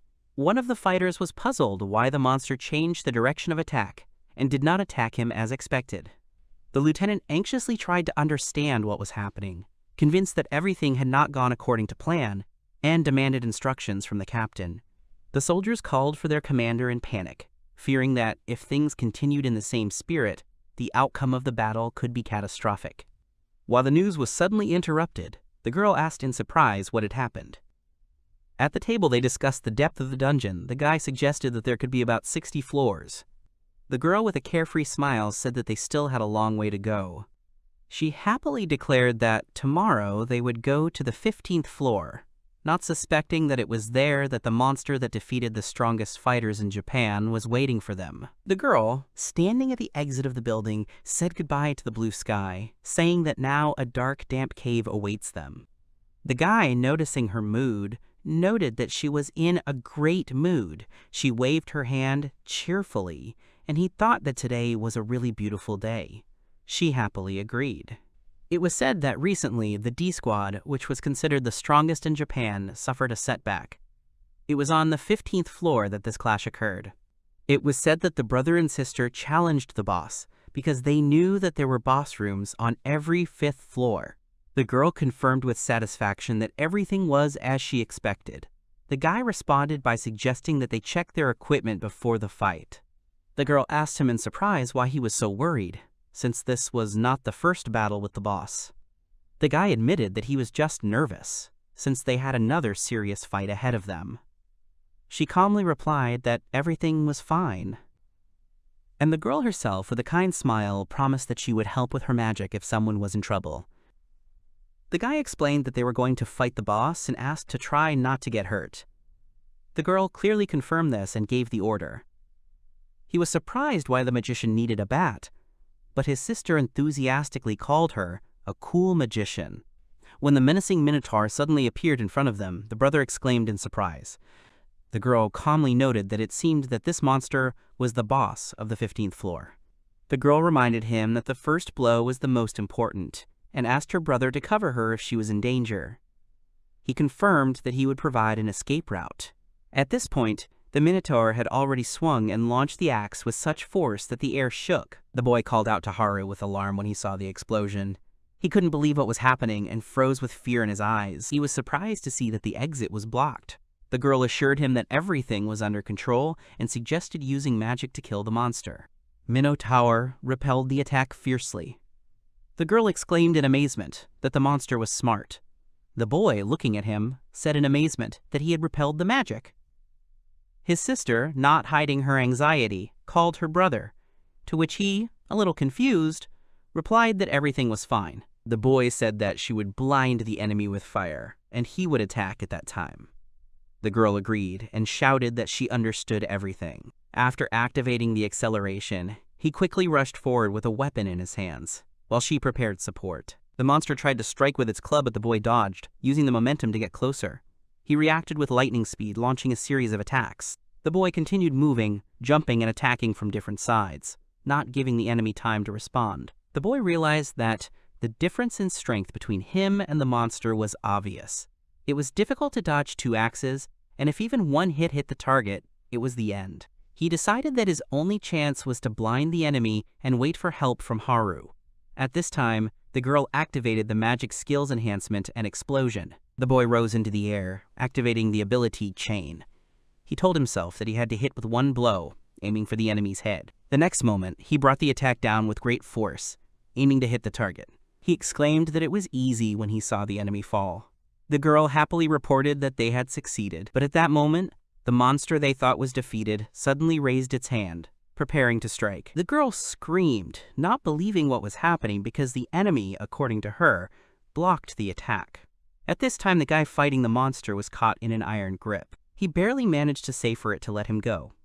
However, the next moment, he was thrown back with a powerful blow. Tuka stood up with difficulty and admitted that he was fine, it was just painful. Just in case, his sister started a healing spell, applying magic ampoules to him. The guy was surprised to see how the spell worked, but then, breathing a sigh of relief, said that he now felt rested. The boy thought that the monsters had not been particularly strong so far. He was sure that they would win, but now his confidence was shaken. It seemed as if the Minotaur knew exactly where they were going to attack from. He wondered if things would continue like this, would they be able to survive? The boy said that you need to hit the head with one blow. The girl asked her brother how they could defeat this monster. The brother answered that he figured out how to do it. The young man confidently thought that if his guess was correct, they would definitely win. The hero ordered Haru to use explosion. The girl asked in surprise if this was a new strategy. Then he pointed at the enemy and asked her to look more closely, asking if she thought it was strange. The girl said she understood. She agreed with her brother's guess that the monster understood human speech. This seemed strange to her, because before this their attacks had almost accidentally hit their target. The guy wondered why the enemy was still strong. The girl asked what their plan was now. The young man admitted that he had not yet figured out how to win, which greatly surprised the girl. He explained that he didn't know how well the monster understood their speech. Then he suggested that perhaps they should deliberately argue and pass on false information to each other. The girl asked again incredulously about improvisation, but he confidently stated that he had a plan and they would act according to the situation. Haru noted to herself that her brother said it with such ease, but she still knew that she needed to figure out how to defeat the monster. While she was thinking, watching the fight, the girl began to analyze the enemy's attacks. After thinking, she was surprised to notice that he was hitting exclusively the joints. Haru watched the fight and came to the conclusion that the difference in strength between them and the monster was too great. Inwardly, she became alarmed it was too dangerous. Tuki took advantage of the moment when the monster was distracted and rushed into the attack with a cheeky smile, shouting towards the enemy so that he would finally look where he was going. When the monster fell, the girl thought that this was their chance and called her brother by name. He looked at her in response and mentally noted that this was indeed their chance. When the monster rose again, the brother admitted that it was not so easy to defeat, but tried to provoke it into attacking by shouting an insult.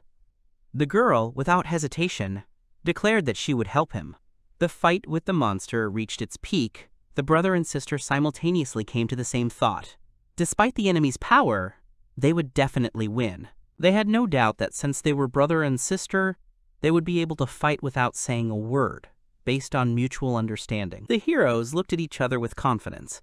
They didn't need words to understand each other. They thought that they were the closest people, because they had always supported each other since childhood. The characters simultaneously thought about the main thing, that he and she are their family. The girl shouted the spell with determination, directing the chains straight at the enemy. At that moment, she made it clear that she was ready to fight to the end. The monster was defeated. They realized that everything was finally over. They sat leaning against each other, breathing heavily after the fight. The guy worriedly asked if his sister was okay. The girl admitted that she was scared, but at the same time she felt a little tough, because it was a boss fight, and she did not retreat, but looked danger straight in the eye. The guy calmly said that everything was fine. Tuka thanked Haru. Then, looking down and blushing slightly, she quietly repeated her thanks as he gently placed his hand on her head. The girl said that she was all sweaty and suggested checking the fallen items and taking a bath. Then the boy noticed that the usual Haru had returned. The guy noted that he had never seen rings before and was surprised that this was where they were getting this special thing. The guy said it was a tough battle, and the result of a fight with a minotaur. He tried to use the items he received and noticed that some of them did not respond, while others lit up. He noted that the system was strange, but well done. Haru wondered what abilities might be unlocked once activated. The guy admitted that he didn't expect them to get a ring. The girl just watched him silently, showing no emotion. The boy thought about it, looking at the ring, and quietly asked how it worked. After trying to put it on, he admitted that he felt nothing but hunger. The girl said that maybe something really changes when she tries to put magic power into the ring. The guy suggested that she try it, to which she readily agreed. When the ring started glowing, the boy exclaimed in surprise. He noticed that it had turned into a weapon and said it out loud in surprise. The girl who was watching the event joked that he now looked like the Grim Reaper. Haru happily noticed that she also had a weapon, a star on a chain. The guy, smiling, noted that it suited her. He added that their previous weapons had been destroyed in battle, and this one had appeared just in time. He then hopefully suggested using it, but the girl was hesitant, saying that she didn't think it was a good idea. The guy noticed that the weapon had to go back into the ring. He tried to do this, but was surprised to realize that nothing was working. Then he tried to use magic again with great effort. The girl explained that these rings were called phantasms, and that at their level they could only use them for 10 seconds. Also, to use them again, you need to wait 24 hours. The guy asked in surprise how she knew this information and why she didn't say anything before. She admitted that she had acquired the analysis skill back on the first floor. Haru said that she could analyze and evaluate anything with her new skill, and welcomed the boy to Haru's evaluation room. He was surprised that this skill could be used outside the dungeon, calling it a real discovery. He added that they could now choose the best items and even check their own stats. Haruka said that this was her status and showed it to her brother. She is a level 44 mage with a strength of 51 and a magic power of 102, has the skills Appraisal and Explosion, and a passive ability to accelerate the recovery of magic. She also noted that they had no HP bar and could die if they were seriously injured. She also had unused magic and high-level crafting skills. Her brother was surprised at how serious this was and asked if she had written it down, to which Haruka showed him a piece of paper with notes. After Haruka revealed her status, she offered to check her brother's status. It turned out that Tuka was a level 45 support warrior with a strength of 57 and a magic power of 93. His passive skill was Accelerated Capture, and his active abilities were Chain, Acceleration, and Binding. Haruka announced the result, and Tuka reacted in surprise when he saw his stats. Tuka complained that he didn't have a useful passive skill despite leveling up. He enthusiastically stated that they still had power left, and the girl reminded her about the phantasm. The brother supported her but noticed that he was tired and suggested going to the dungeon tomorrow.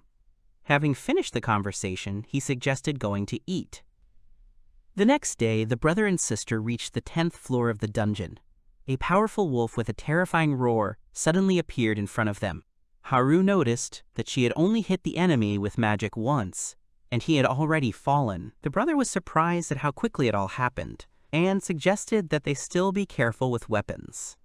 They compared their simple objects, a kitchen knife and an old crowbar, and wondered if the enemy was so weak to begin with. As they climbed up to the 15th floor, They decided that they could make new weapons if needed, but if their current one broke, it would be a problem. The brother and sister, faced with a new monster, looked at each other and, without losing their determination, rushed into battle. He shouted that they would go forward, and she, with a serious expression on her face, said that they would do everything possible. The young man raised his hand and shouted a spell, calling for binding. At that very moment, magical chains burst out from the ground, wrapping around the monster's body and restricting its movements. He shouted that they had to act immediately. The monster roared furiously, but its body was completely entangled in thick magic chains. Brother explained that this skill completely restricted the enemy's movement, allowing them to buy time. The girl noted with surprise that she did not expect such power from his new skill, and he explained that it was likely the thing is that the level was raised the day before. Haruka raised her hand with a serious expression and announced that it was her turn. Then she said, "Blast X10!" and a powerful stream of magical energy rushed forward, engulfing the enemy in a blinding glow. The head of the defeated monster flew to the side, rolling across the floor. Tuka admitted with a grin. They really forgot to experience Phantasm. Haruka reminded them that they promised to come back and try again. Haruka and Tuka stood over the trophy with confident expressions next to the body of the defeated monster. One of them joked that it all looked like a game with cheats, and that winning this time had been too easy. The Kazaki siblings were at home.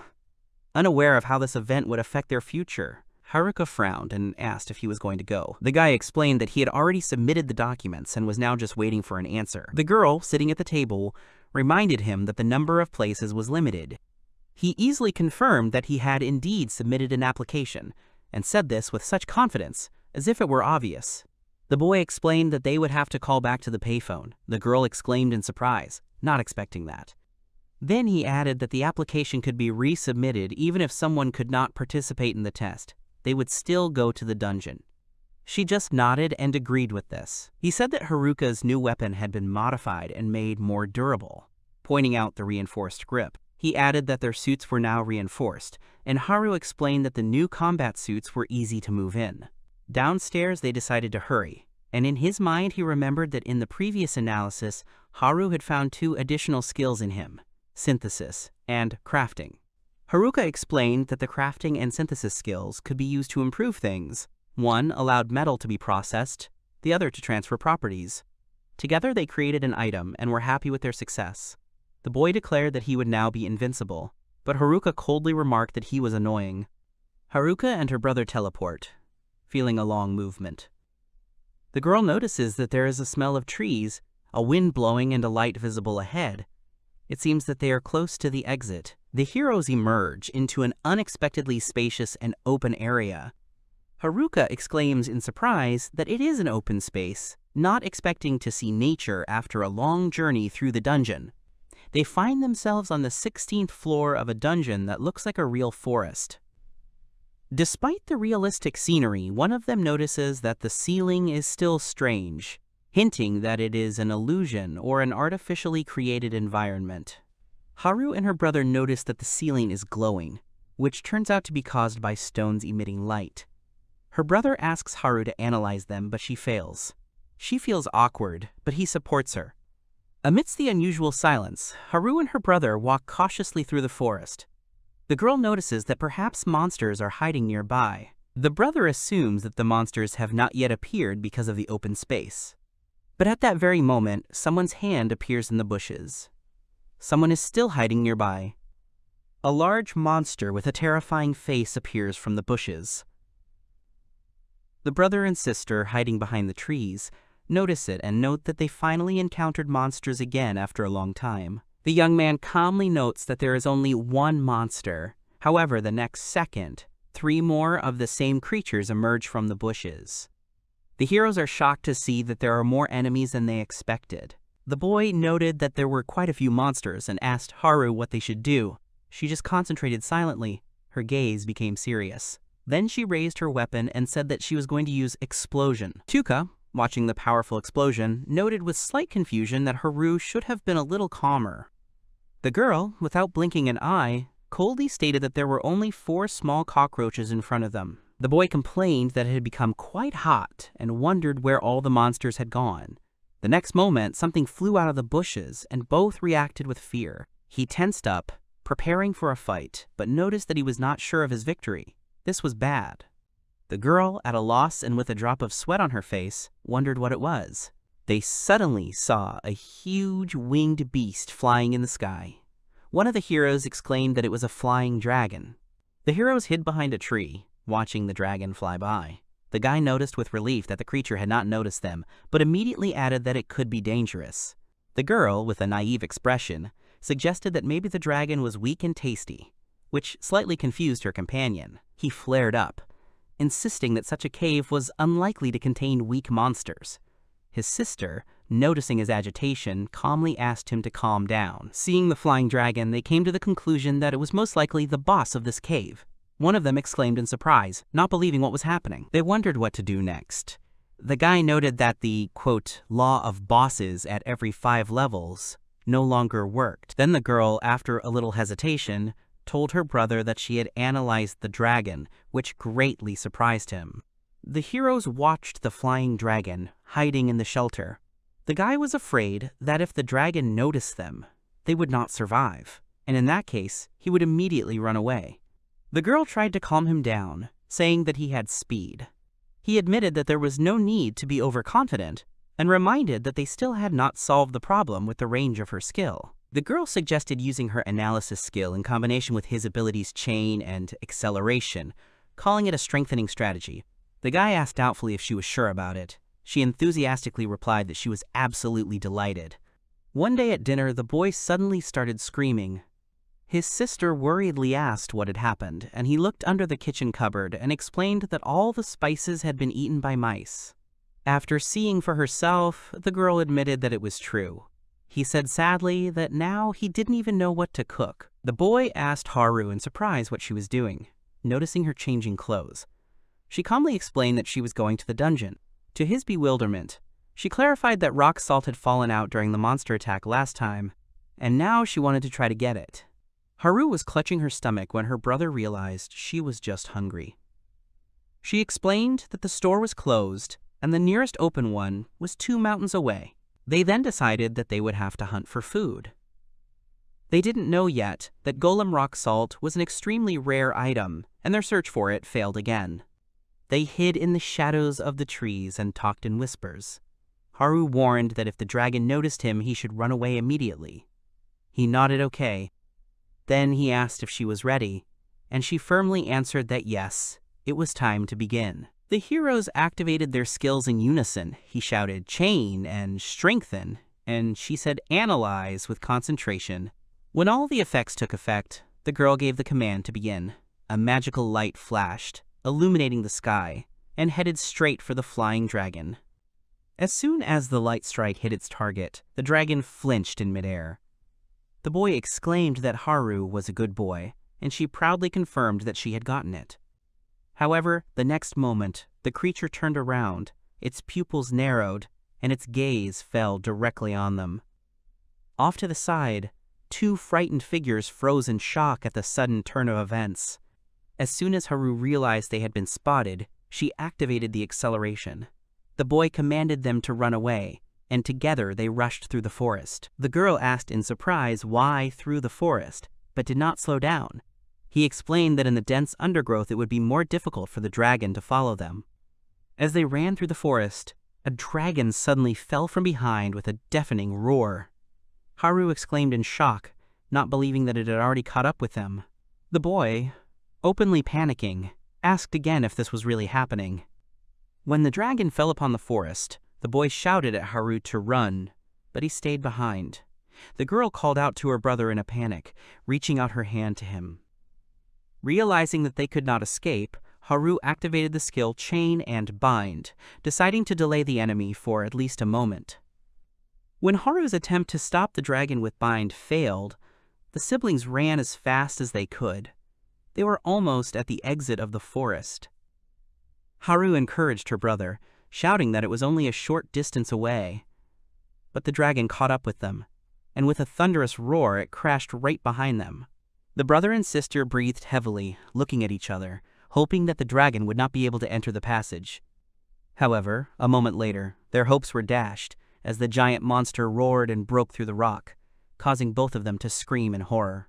The heroes shouted the names of their artifacts, Scythe and Star, in a panic. Their voices merged, activating the spell Summoned Phantasm, and a powerful light illuminated the area, as if the earth itself had answered their call. They managed to save themselves with the help of the power of fanaticism. However, this was their first defeat. Tuka recalled how they didn't stand a chance in battle. The dragon was much stronger than he thought. While Haru was taking a bath, he was going to talk to her. However, they didn't exchange a word the entire way back. He was about to talk to Haru when she suddenly appeared in front of him in her underwear, saying that it was time to discuss strategy. He tried to remain serious, but told her to get dressed first. She, seemingly oblivious to her appearance, admitted that she wanted to discuss how to destroy the dragon. Haru finally finished the series of analyses of the flying dragon and reported that its name was Dobomuru Oboda the Wind Dragon, who was the boss of the forest hierarchy. Her brother enthusiastically asked her to tell him everything in detail, but she promised to change her clothes first. Haru, watching the screen, notes that the dragon's total power number is very high. Tuka asks curiously what this number means. Haru then explains that it is the sum of physical strength and magical energy. He points out his own stats: level 45, class, support warrior, strength 57, magical power 93. He also lists his skills: chain and bind. The girl noted that the monster's strength was about equal to their own, and the boy added that they used weapons to increase their strength. The guy stated that their current strength is 150. They compared themselves to the monster's hobgoblin, whose strength is 20, and minotaur with 100. The wind dragon was also mentioned, which probably has even more strength. The girl said that the wind dragon's power was about 1050, and this caused the guy great surprise. Tuka admitted that he seriously doubted their victory. The girl reminded them that until now, the enemy's strength was usually 3 times their level, and began to talk about the requirements necessary to fight a dragon. He stated that they needed to reach level 350, and the girl noted that this figure was only an estimate. Both were depressed, since their current levels were only 45 and 46. The guy confidently stated that level wasn't everything, because the difference could be reduced with skills, magic, and weapons. He suggested discussing the plan later, after eating, and the girl decided to rest a bit. Left alone, he started cooking and thought about how little they knew about what was going on. Tuka thought about the lack of information and how far they had come compared to other researchers. He wanted to take a special test, but his thoughts were interrupted by his sister running in and telling him that they had received a letter from the Ministry of the Underground. After receiving the acceptance letter, the girl and the boy were happy because now they had the opportunity to take the exams. The girl was eager to defeat the dragon, and the boy decided to focus on preparation. This was the first moment when they had a real goal. On the eve of the important event, the girl admitted that she was really looking forward to the next day, because they would have to pass the researcher's test. The guy agreed with her and added that this was a chance to learn more. In the silence of the night, they trained together, full of determination and hope. Despite his fatigue, the boy insisted on training and convinced his sister to climb 2 more mountains. They continued to train hard, progressing not only in the dungeons but also on the surface, strengthening their bodies and spirits. The next morning greeted them with a new stage. The heroes came to the researcher's written test with hope, expecting new information, but instead they were faced with banal facts that they already knew. This left them very disappointed. Instead of an important step forward, they felt that they had wasted their time. During the exam, it was revealed that a valuable assistant could be obtained by defeating the boss, but this information turned out to be the only useful discovery. After lunch, the girl shared her disappointment with the simple test, and the guy tried to switch their attention to other possibilities. The guy sets a goal to get an explorer's license to open access to new dungeons, weapons, and skills. Once they get it, they will be able to move on. Their next target is a dragon. The heroes decide that sooner or later they will definitely defeat it. During the physical test, the girl remained confident while the guy hesitated. He doubted whether they could give it their all, but she reminded him that they had a hidden advantage that was important to keep secret. These words made him think about the possible consequences. Tuka worriedly thought about the consequences that would come if they were to lose their license. However, despite their inner turmoil, they both took the physical test calmly and confidently, feeling satisfied with their results. While the brother and sister wait for the results to be announced, they feel like someone is watching them. And indeed, at this time in a closed room, their candidacies are being discussed. Despite the good results, one of the observers sharply opposes them, hinting at possible difficulties or bias. The Director General of Examinations was outraged by the way the siblings had performed in the physical test, accusing them of lack of spirit and a lackadaisical attitude. Despite the objections of his colleagues, he insisted on additional testing, believing that such candidates would be the first to die in real combat. The senior examiner, abusing his authority, insisted that only the main characters retake the test. Despite the indignation, he gave an ultimatum. Those who complained could leave immediately. The heroes were indignant, but they restrained themselves, realizing that the system was unfair and the old man was taking advantage of his position. The examiner informed them that they would have one last chance to pass the exam if they could pass the new test. Despite the uncertainty, the brother and sister agreed, but immediately felt suspicious that instead of a logical trip to the dungeon, something completely different was waiting for them. The examiner said that the additional test would be a 2-on-1 fight, and that she and her sister would have to fight against him. He suggested that they choose any weapon from the floor. The heroes realized with disappointment that the weapons given to them were not real and resembled toys. The examiner announced that they only needed to touch him once to pass the test. The heroes took it as a simple chance, but soon realized that the task was not as easy as it sounded. Angered by their reaction, the old man showed his true strength and seriousness of intentions, suggesting that they would not see an easy victory. The man, emitting a terrifying pressure, reminded that his age was no reason to underestimate him. He revealed that he was a mercenary in the past and made it clear that his fighting instincts and skills were still there, and he was still dangerous. After the old man stated that he was a former mercenary, the heroes realized that their enemy was much more dangerous than he seemed at first glance. The old man, emitting a battle fury, calls the heroes to battle, issuing a challenge without hesitation. The examiner sees the test not just as a test, but as a lesson in survival. For him, the dungeons are not a game, but a real war, and he intends to make sure that the newcomers understand this. The man admits that he is being tough, but his goal is to prepare them for real dangers. His toughness is born of pain and experience, because he knows all too well the cost of being unprepared. So despite his severity, his actions are motivated by concern. He does not want them to be the next lives lost on the battlefield. The heroes immediately spring into action, relying on familiar tactics. Their confidence and synchronicity stun the examiner, making it clear that they are far from new to working together. The siblings suddenly released a hidden power or technique that clearly exceeded the examiner's expectations. Their sudden transformations stun the man. Man, accustomed to battles, suddenly feels fear. His intuition tells him that these are not just children, but potentially legendary warriors. And, although he himself has been through many battles, his body treacherously tenses, warning these two dangerous. He suddenly shouted that it was all over, and the children asked again in bewilderment, not understanding what was happening. The examiner acknowledged their victory by kneeling down. Although the siblings were puzzled, since they had not even attacked, they were informed that the test had been passed. They happily realized that the researcher's license was now in their hands. The senior examiner, having admitted his defeat, wondered if his intuition had failed him, since these were only children. The next day, he resigned. Meanwhile, the brother and sister officially received their research licenses and took the first step toward their goal of fighting their sworn enemy.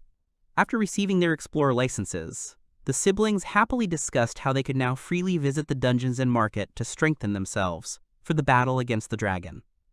Above all, they were determined to move forward. They arrived in the dungeon city, a place where only explorers are allowed. After passing the license check, the heroes found themselves in a bustling center where equipment was sold. Looking around, they were surprised by the number of explorers and wondered if it was because the profession was so popular. The heroes noticed posters of famous explorers on the screens. One of them recognized Yuki from the, quote, brave group. They discussed that there were other explorers in the dungeons, and some looked quite dangerous. They decided that if they met them, they would find out how strong their rivals really were. The girl enthusiastically suggested going for a new weapon. Approaching the stand with the map, he noted that there was even an opportunity to test it before buying. Both were surprised and pleased that they would be able to test the equipment in advance, and without hesitation, they headed to the required sector. They had to use their cards to gain access inside. Brother assumed it was to protect visitors. When the door finally opened, they found themselves in a room full of shiny weapons and training dummies. They froze in surprise, not hiding their admiration for what they saw. They were surprised to see how many weapons they could try. The brother noted with admiration that they looked really cool, especially the ones made with the support of the country. They decided to try each one to see which one was the best, and they began testing with enthusiasm. The brother explained that for their class of mage, the most suitable were a staff and a knife. But the sister, without really listening, happily chose a huge blade, admiring how cool it was. He only sighed, realizing that she intended to try everything, despite the recommendations. Haru enthusiastically decided to try out the sword and struck with force, although she immediately admitted that it was too heavy. Her brother tiredly reminded her that she was a mage and that she should choose a weapon according to her class. Meanwhile, he himself became interested in the katana, which attracted his attention. The boy was delighted by how beautiful the katana was and decided to try it out. He swung the sword with force, and the blow was truly powerful.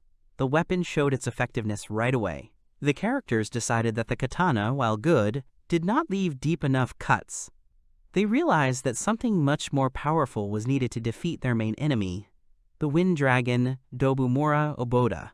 With this in mind, they began to try out all available weapons to find one that was truly effective.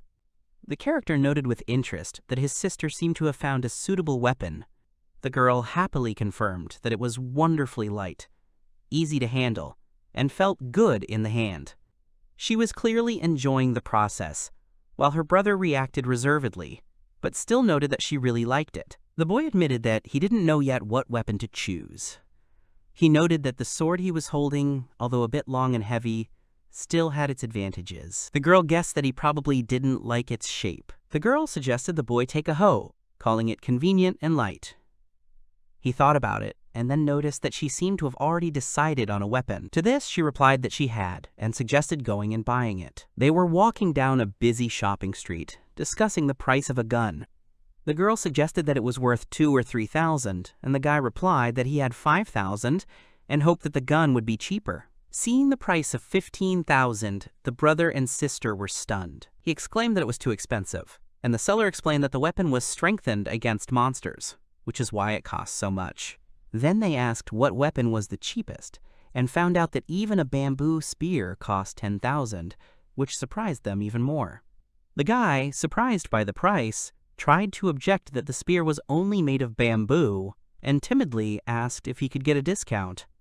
The seller just stared at him silently, without changing his expression. When the guy tried to object that he had a license, the seller distrustfully reminded him that he was a minor and not accompanied by his parents, which meant that this did not change anything. The salesman coldly stated that research was not a game, and if they had no money, they had no place here. He emphasized that even for bamboo the price was justified, and without $15,000 there was no point in trying. The guy tried to persuade them to give him a discount, but his sister stopped him. The characters decided to leave the store because the shop assistant seemed too rude to them. The girl confidently told her brother that they would find another store. Tuka, tired and upset, sat down on a bench, complaining that they had no money, their parents were nearby, and they were underage, so they couldn't buy anything. His sister tried to cheer him up.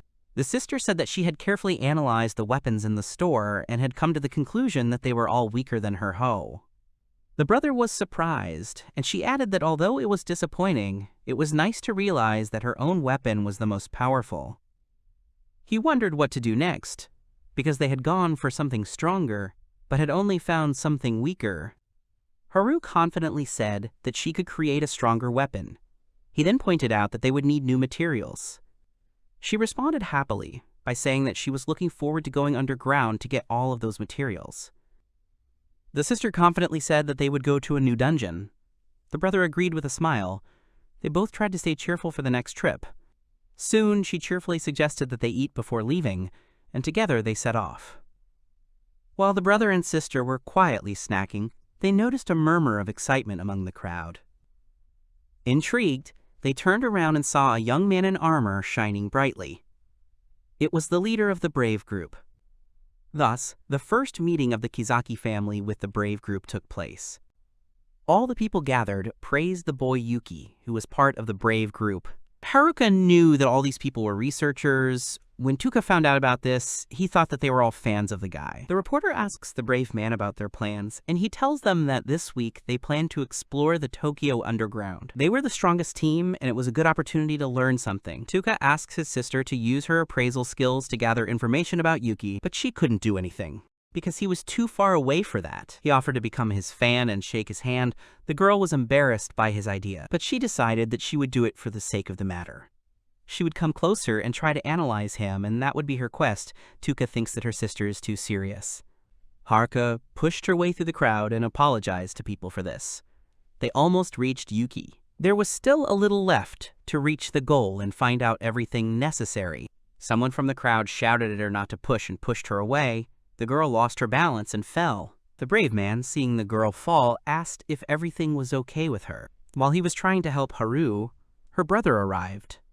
He apologized for being late. Yuki asked again if everything was okay with her. Tuka thanked him for his concern and replied that everything was fine.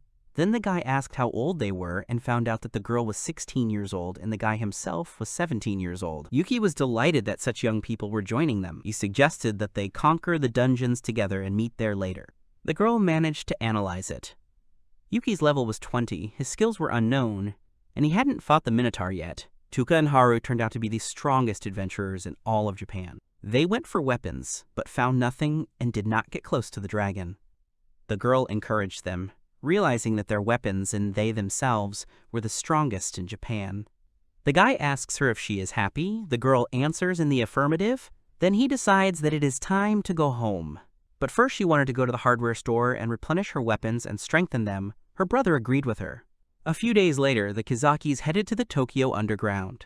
Today they will go down to the 5th or 6th floor to get items. He is interested to know how this dungeon differs from the dungeons in the basement. The girl suspects that they will have fun there. Tuka liked the new clothes. They were comfortable. Haru worked hard for that. He warned that they had to be careful with the special bag. Having visited the 16th floor, the guys killed the mole and received a special item that cannot be used in public. They were already standing in front of the entrance to the Tokyo underground and were looking forward to new items. It was as if they were looking at the beginning of their journey, and it was a warm feeling. The guy called out to them, saying that they were already scared of the monsters. He explained that standing at the entrance would achieve nothing. Tuka and Haruka didn't know him. The guy has been fighting the slime for 4 days now and has a lot to tell. He started to irritate them, and they wanted to show him how to fight. But he suggested that they follow him. But they used concealment to get rid of the annoying stranger and quickly made their way into the dungeon. This allowed them to move unnoticed next to lower-ranking opponents. They need to take the shortest route, and for this the girl will conduct an assessment. She warned that at the next turn to the left. The number of explorers decreased as they went lower. After the 4th floor there was no one, and these two were the only ones. In the blink of an eye, the brother and sister were already on the 5th floor of the dungeon they planned to clear. They had an easy time getting there. He wondered if she felt the difference between the dungeons, but the monsters and items were the same. They went to their so-called old friends for items, friends they called goblins. It was the first boss, and Tuka wanted to kill him using his newly acquired skills. He transferred the durability of the centaur fangs and cast a counterattack skill on the blade. Haru analyzed and learned that the knife automatically blocks the blow and returns the damage received. Everything is as her brother planned.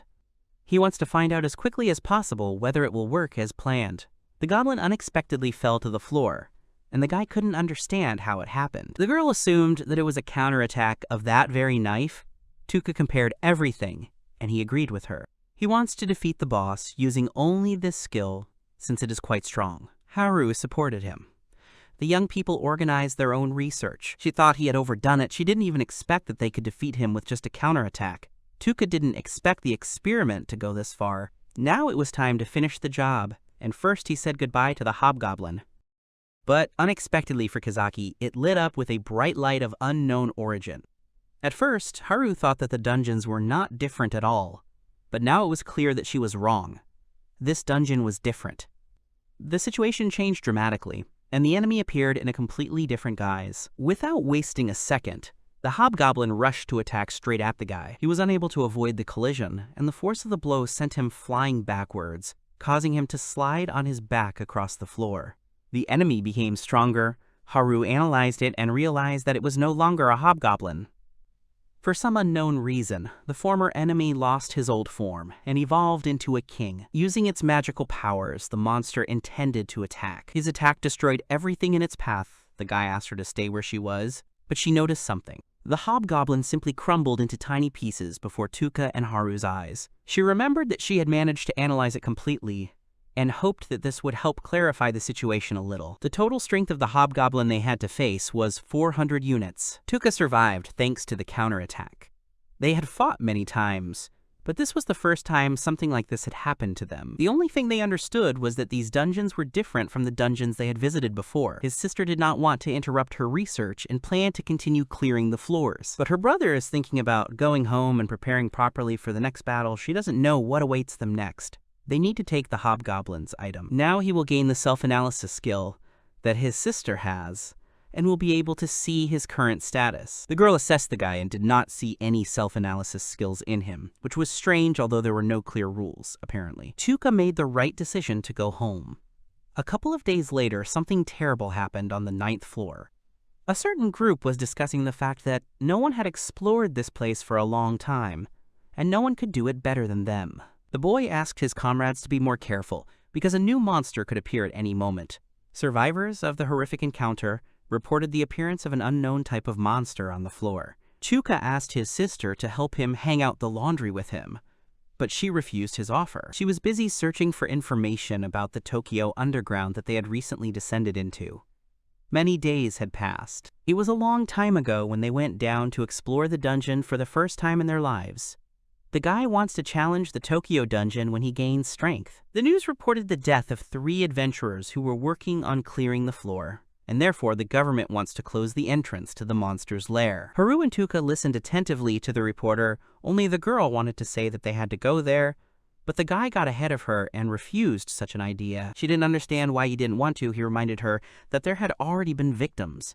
Rare monsters are encountered if you defeat common monsters many times. If the enemy is strong, there will be more experience and rare items. The girl was perplexed, realizing that this was an opportunity for her to get a rare magic staff. But the brother still refused her idea. He already understood what would happen if they went there. He didn't want a repeat of that goblin incident, but Haru was confident that they could do it if they gained more strength. The news said that everything would be fine since they would take responsibility for killing the monsters.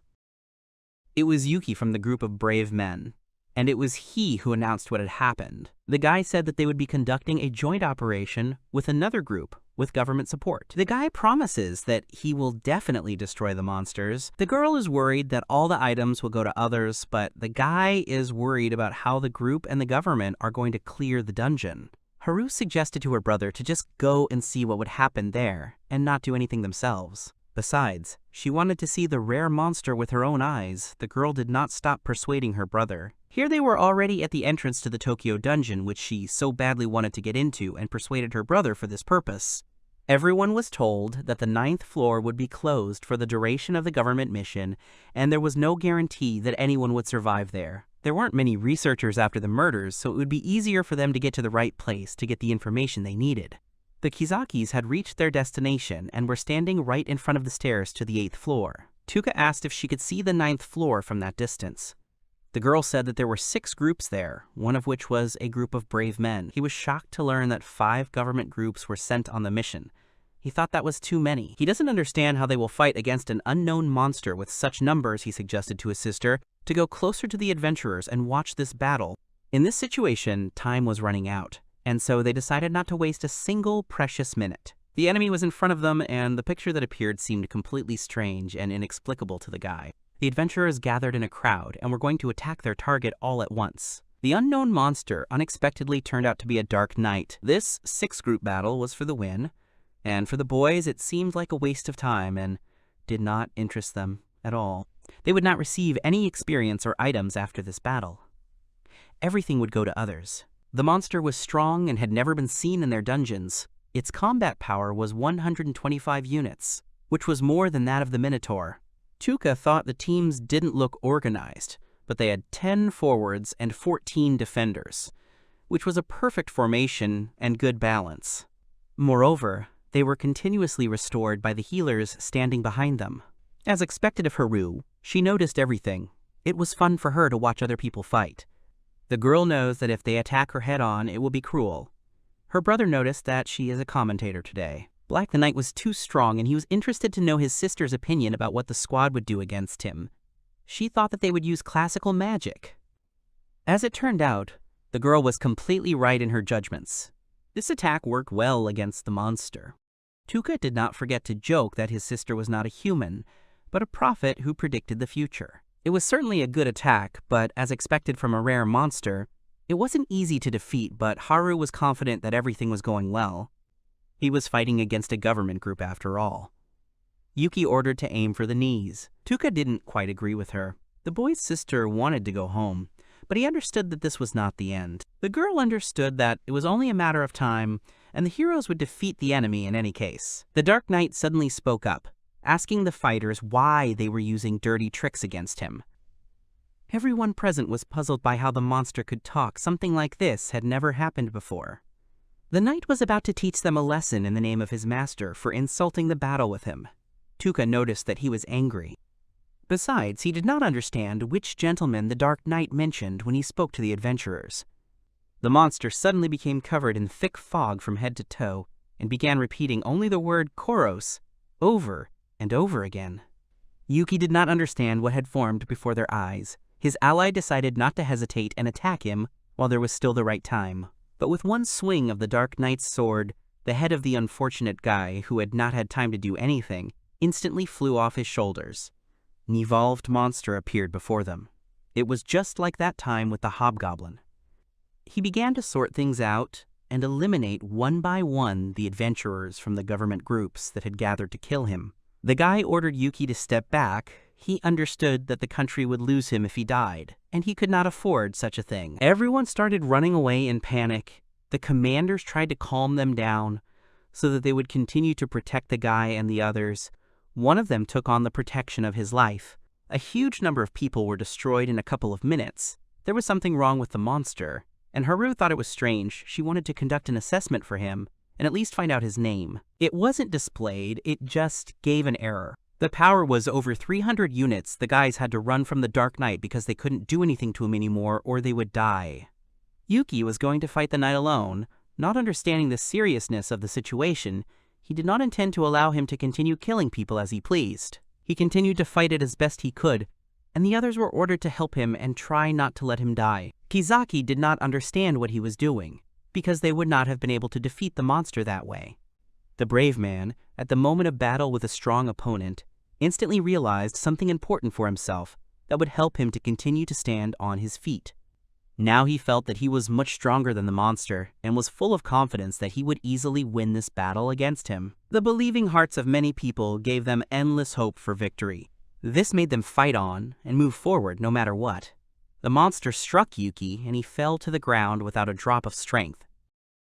The monster was going to finish him off while he was coming to his senses, but a comrade came to the guy's defense in time. At that time, Risa was continuously using mass healing to treat all the injured people around her. Haruka doesn't understand why they didn't run away, despite knowing the difference in strength. She didn't want good people to die like that. But Tuca couldn't let his sister interfere. If they found out about them, it would be the end for them. She wanted to object. He understood her perfectly, but he couldn't do otherwise. Yuki was still standing on his feet, although it was obvious to the naked eye that he was doing it with all his might. He kept saying that this was not the end. The guy couldn't just give up. His team was not sure before that they could win this fight, and whether they could help him. They wanted to refuse such an offer. But Yuki persuaded them by explaining that they would have a reliable government group with them. If anything happened, they would have to run away, and he would have stayed to certain death in order to save at least them. The comrade managed to block the Dark Knight's attack with his shield, thereby protecting his friend from the blow, who so stubbornly wanted to defeat the enemy. No matter what he says, they will not let him die in battle so easily, and will not leave him alone under any circumstances. A group of brave men like him will stand to the end. They are a team of brave men, always moving forward despite obstacles. No matter what happens, they are able to defeat any enemy, no matter who it is. Yuki swings his sword in front of the Dark Knight to destroy him. Everyone was glad that he managed to cut the monster, because it meant the end of the horror that happened on the floor. But it seems that it was not so at all. He had excellent regeneration, with the help of which the monster restored its head in a split second. The girl continued to treat all the surviving but wounded adventurers with all her might. Her strength was already running out, and something had to be done about it. As she suspected, her mana was completely depleted, and she was no longer able to use magic to continue the healing. She was very sorry to let her comrades down at such an important moment. She was essential to all of them. Everyone was looking for the girl, asking for help. They could not continue to fight the Dark Knight without her help. Risa used the Holy Staff to protect Yuki and everyone else. Thanks to this item, she was able to easily and quite seriously injure the monster. But it was not enough for such a strong enemy. The guy was under the protection of his comrades, but they understood that their strength was not enough, and what they did would only delay time for a short time. The girl continued to ask the staff for protection for her comrades. It was their only hope to at least survive and get out of the floor. With the magic she used, they moved from the dark monster floor to the first floor. The security guard standing at the entrance saw them and asked what had happened to them. Risa said that thanks to the staff, the girl was able to transfer the remaining survivors to the first floor, and everyone wants to quickly find out how Risa managed to do this. She said that it was thanks to the holy staff of the Virgin Mary that they were able to escape. The girl found it behind her back. Although it had not been there before, there are things that she can explain, but not how such a rare object ended up at the right time and in the right place. Yuki understood that the monster was still alive and it had to be destroyed. Only then could everyone breathe a sigh of relief. He was going to go back alone to finish what he started, but he fell to the floor without strength. Kizaki is impressed that a group of brave men were able to stand against such power for a sufficient amount of time. The enemy was not weak. Now it was their time to fight the Dark Knight. They had to put an end to everything by defeating him. Haru gave them a rare item she had recently acquired. It was meant to restore people. The girl couldn't watch them die, and the only way to help the adventurers was to give them the Staff of St. Mary. All the bodies began to gradually disappear, dissolving without a trace into the air of the floor. The dungeon had a special feature. People's bodies evaporated after a certain time. It would not be possible to mourn them properly. He used a label that applied strengthening, reinforcement, acceleration, and pressure. This ability allowed him to use several skills at once, but the only downside was that the recharge was 4 hours, although the skill itself was quite effective. The boy used the slash skill, dealing strong blows over and over to the Dark Knight, while the girl used the magic synthesis skill, using lightning, rupture, and explosion. This ability allowed one to synthesize 3 magical abilities at once, and it was difficult to withstand such an attack. After striking the Dark Knight, the shockwave that emanated from him was directed towards Tuka and damaged both bones in his right arm, forcing him to retreat to a safe distance. Haru wanted to run up to her brother and help him, but at that time the enemy, without wasting time, began preparing for the next attack. But the girl managed to use the barrier to protect herself and her brother, taking a strong blow from the enemy. She used a healing potion that couldn't fully restore the bones of the arm. The arm wasn't quite right. It seems the wound isn't so light that it can be healed using only a potion. The monster was not letting up on its desire to kill them. Tuga asked to use magic synthesis to buy some time for their next attack, but she could not use the power due to the skill's cooldown, which would only last for 3 minutes. Tuka realized that she needed to distract the monster so that she could use her magic again after the ability's cooldown, and he needed to do it. The girl understands that he won't be able to do anything against the Dark Knight in this state with one hand. The guy doesn't listen to her and rushes at the enemy. He doesn't give up because he still has his left hand, which was unharmed and could be used. Something went wrong. It turned out that the chance of hitting was only 13%. This figure was negligible. Realizing that he had failed, he used the acceleration to move away from the monster to a safe distance. The brother asked his sister if her reload had rolled back, but the answer was negative. He only managed to gain 8 seconds of time. Although it seemed that this should have been enough. He wants to run around, because there was no other way. Haru knows that it is not possible, she thinks, to just use the barrier to stop the monster from attacking them. Tuka does not want her to waste her magic power. The Dark Knight was recovering at an unimaginable speed, and there was no other way out but to use magical synthesis. To finish him off at once, the girl thinks that there is another way out of this situation. The guy thought about running away, but that wasn't the way out. After going so far, they couldn't just give up and leave, and he remembered about the new weapon and new skills. 2 people could use phantasms, which was the hope for victory. They used the Scythe and Morningstar skills, and were ready to fight again. The girl was overflowing with strength. Thanks to the skill they used, the phantasm gave an infinite recharge, and there was no need to monitor the mana for some time. Besides, thanks to him, the full enhancement took place. They didn't have much time since the effect only lasted 3 minutes. Tuka is confident that this will be enough to finally defeat the Dark Knight. Kizaki attacked the enemy at the same time they wanted to quickly get rid of the enemy who had become tiresome to them by putting on a show for him. It was all over. They couldn't believe their eyes. There was no trace left of the dark monster. The method they had to use was cheating for Haru. Her brother agrees with him, but that's the only way they could win. If you think about it, the monster's power was 300 units, which wasn't even close to the dragon. Tuka wondered again what kind of master the Dark Knight was talking about, and whether the monster really had his own master. The girl asked him to look at his hand, which had returned to its original broken state, and it was necessary to return immediately and go to the hospital. The adrenaline had worn off, and he was already in pain. He put the cap on his sister, although she couldn't see anything because of it, but it had to be made less noticeable. A few days after the fierce battle, they went to a certain place. Kizaki were already at the place they needed, for which they dressed as gray as possible to attract less attention from people. It was a dungeon auction where a huge number of people gathered to bid and sell their items. There were exhibited items found in the dungeons, and they were bought not only by people, but also by companies. Unknown items could cost a lot. The auction was about to start soon. Haru was looking forward to selling her old things and getting rich, receiving a fabulous amount of money. Tuka reminded them that they only needed money to pay bills and nothing else. The day after the battle, the boy's injured arm was put in a cast that would not be removed for 2 months. They had to stop their foray into the dungeons.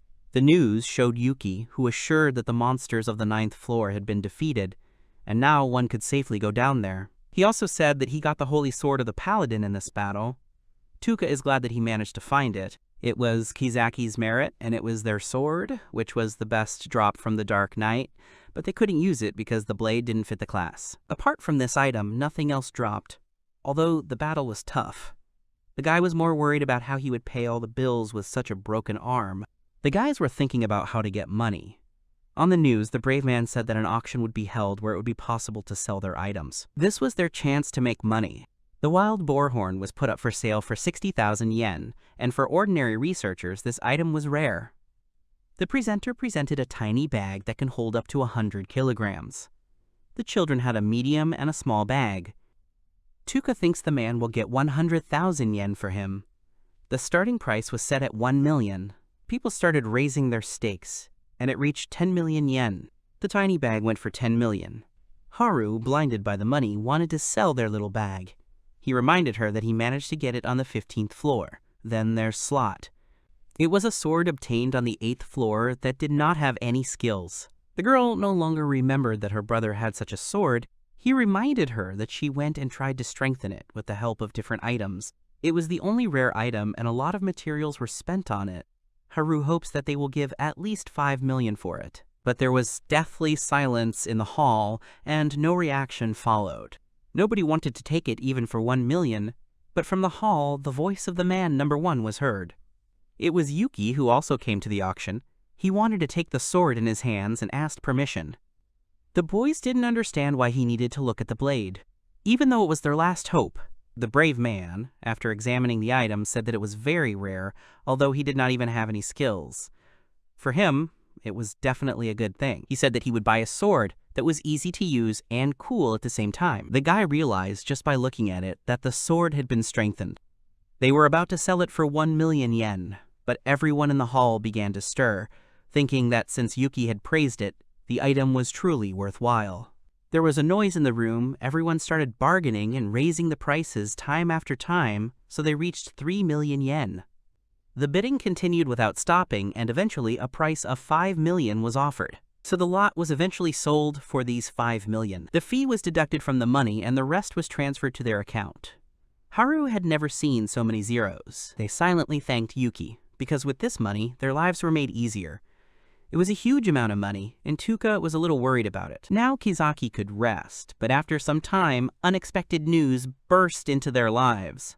After 2 months, Tuka's arm was healed and no longer painful. Haruka said that she had news. He thought that now they could go down into the dungeon, but that was not the case. The girl was collecting information on her laptop and believes that what she found could surprise her brother.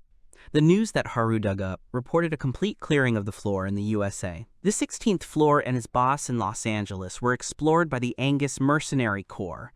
They were beaten to it, and it upset the guy. The girl reassured him, telling him that she had done a lot of research and that with the next boost, she would be able to defeat the boss. He doesn't understand why they came to the Tokyo dungeon. Haru told him that they can get another phantasm different from the one they have. She learned of information that a group of brave men had obtained them in the dungeons of Hokkaido. Tuka understands how important this is. Now he wants to defeat the Minotaur and get the phantasm. Getting ready for new adventures, he began to worry about the fact that he had not fought for a long time and hurried his sister. The girl took her weapon and was ready and wanted to move out, forgetting about her uniform. The brother asked whether she would go like this or not. The girl had simply not gone down into the dungeon for a long time and had completely forgotten herself. 2 people began rehabilitation from the lower floors. In the blink of an eye, clearing floors after floors of monsters, they found themselves on the 15th floor. Tuka saw his target lying on the floor. They dropped rings from the local inhabitants of the dungeon, and the guys hope that this is the phantasm for which they came there. Haru put on one of the rings, which immediately activated when it was on her finger. They all united together, and it seems that Tuka's ring was like that too. She analyzed them and realized that this was the second phantasm. Her brother had a scythe of noble phantasm, and she had a flail.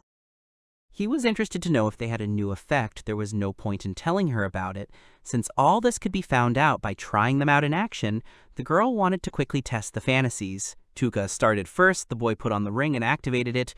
New armor was placed on it, and Haru liked the effect he saw. She felt how his magical power was strengthened by the magical armor, and immediately the Minotaur quietly crept up to strike him unexpectedly. The monster hit him, but he didn't even bat an eyelid because he didn't feel the blow. He felt pretty strong. Not only his strength, but also his defense and speed had increased. The weapon in his hands had also changed, and looked completely different. It was extended by magical power. The guy wanted to test new effects and found a target for it. He struck the Minotaur and jokingly asked him if he liked it. The monster was cut in half by such a huge blow. The combat power was incredible. Now the girl also wants to try to experience the effect of the phantasm. They used re-entry to let her try out her newfound powers. She hopes it will look cool. The girl was able to make a water clot. The effect obtained from using the phantasm upset her. Haru thought that she was the only one who did not have the enhancement, but her brother calmed her down by explaining that the phantasm needed to be studied further. As soon as they turned away, a loud explosion was heard from behind. He noticed something activating, and it was most likely a bomb. It was necessary to study the ring in more detail, so Haru began to study her second phantasm. The sphere that Haru could recreate grew in proportion to the amount of magical power invested and could change shape. She could contain a huge amount of magic, and the only drawback was the girl's small amount of strength. His sister created a rocket with her new phantasm and fired it towards the monster. The explosion was of incredible power. Now magic can be used regardless of distance. The girl had a lot of fun while studying her phantasm and will be able to use it to its full extent. Thanks to the second phantasm, the boy received intangible armor, and the girl received liquid magic. Kizaki is determined to defeat the boss. They are looking forward to meeting the Wind Dragon, because now their range of strategy has increased enough to try fighting the boss again. Haru's preparations for the battle were complete. She informed her brother about this and asked if he had prepared everything too. He asked to wait a minute, as he had just climbed the mountain to find his target, and reported that he clearly saw the dragon. Earlier, Tuka had developed a plan and said that he wanted to start the battle first. The girl was annoyed that the boss was flying. He could easily drive the guy into a corner, and another idea came to his mind. He plans to create liquid traps using his sister's liquid magic, then attack with her magic and his armor, and drop him right on top of the bomb. After that, activate the first phantasm and continue attacking the monster. Haru liked her brother's strategy and wanted to name the operation as "A Dragon Shouldn't Fly, It's Just a Lizard." Tuka felt awkward about such a name. Kizaki was ready to act according to the plan. He used armor, aim, and power, and she prepared her bomb with her second phantasm. Tuka gave the order to begin the attack. He lengthened his sword again and again so that his sister could see the size of the weapon from afar. The girl directed the prepared bomb of water magic towards the dragon. The wind dragon couldn't help but notice her. He noticed the girl, and she quickly informed her brother about it. The guy took advantage of the fact that he was distracted by the girl and hit him from behind. He barely held on in the air, and it seemed to him that he began to fall, but the monster quickly came to his senses, but was furious. This was a failure for them. He ordered the girl to run, but she managed to come up with a plan. The girl started to run away, but not towards the exit.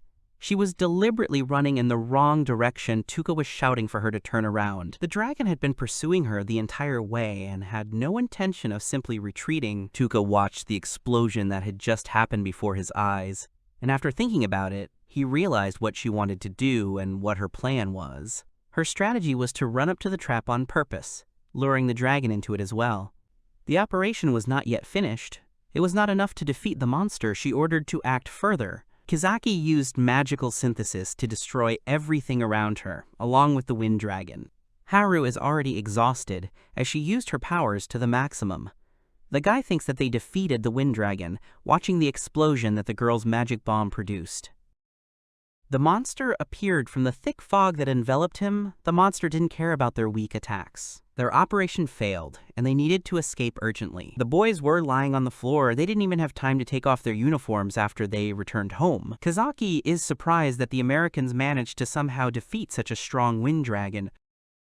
After some time of thought, Tuka and Haruka jumped up at the same time and suggested to each other to go to America. They were preparing for a trip to the USA, and unfortunately, they were told that they would not be able to get passports for them. He doesn't understand what the problem is, because the entire list of documents was collected, but the employee had problems with the validity of the consent paper from the parents. The girl explained that he had forged the handwriting poorly, which was not surprising since he had never had to do anything like that before. Now they would have to say goodbye to their dream and the USA. Tuka suggested finding her old man and getting his consent. She was surprised that he really wanted to meet this man. The guy asked not to call him a man, because he was a father to them. Haru didn't think so, because he abandoned them and didn't leave any money. She will return to school, but when she finds him, she will kill him. Her brother asked her not to forget who he is to them. Tuka himself also did not want to see him if possible, because he and his sister had to survive alone, without the help of their father. The question remained open whether they liked the old man or not. They needed to somehow find him, get to America, defeat the boss, and find out what kind of core Angus was. Brack LeBlair Dungeon. The 24th floor of the Royal Palace, where a huge number of minotaurs gathered against American adventurers. The human team didn't know what to do next. Amu ordered them to step aside and dealt with the monsters herself. As expected of a commander, she was strong. She liked that it was spacious, and she was able to perform a critical hit. She plans to become even stronger. The guy asks if everything is okay with her other team.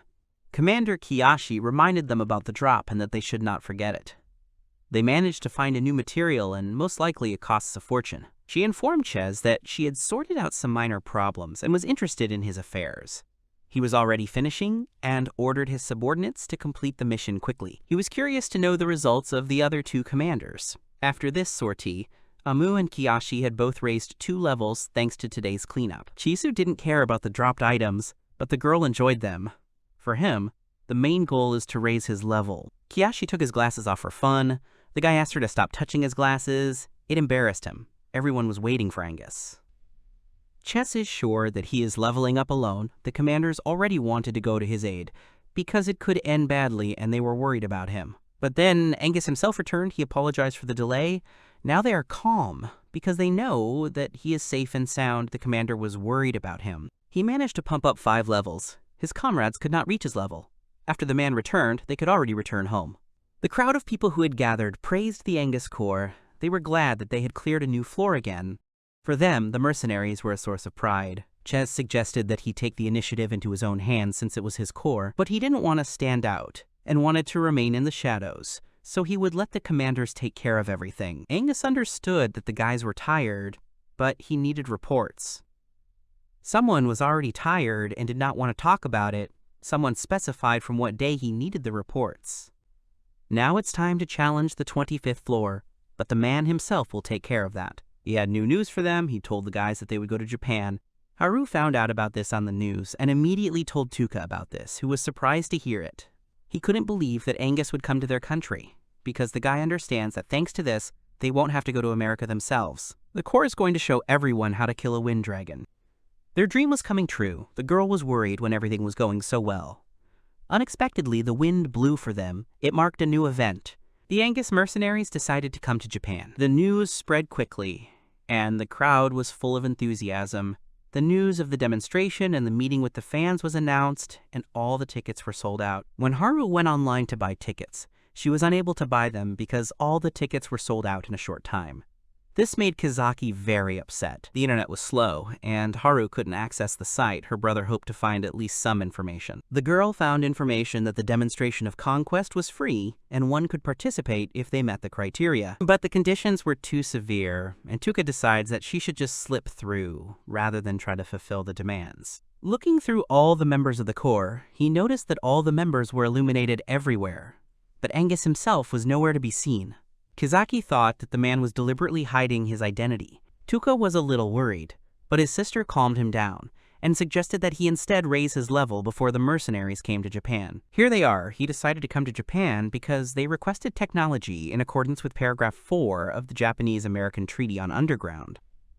For this reason, Angus decided to help them. Kiyoshi gave up the idea because she did not want to work in a place where they do not pay for it. The guy said that the job pays 100,000 yen, and when the girl heard this, she was already looking forward to the trip to Japan. He asked her to think of it as a way to level up. He leaves the rest to his guys, and they had no choice but to agree with him. They understand that he has many secrets, and he does not tell them anything.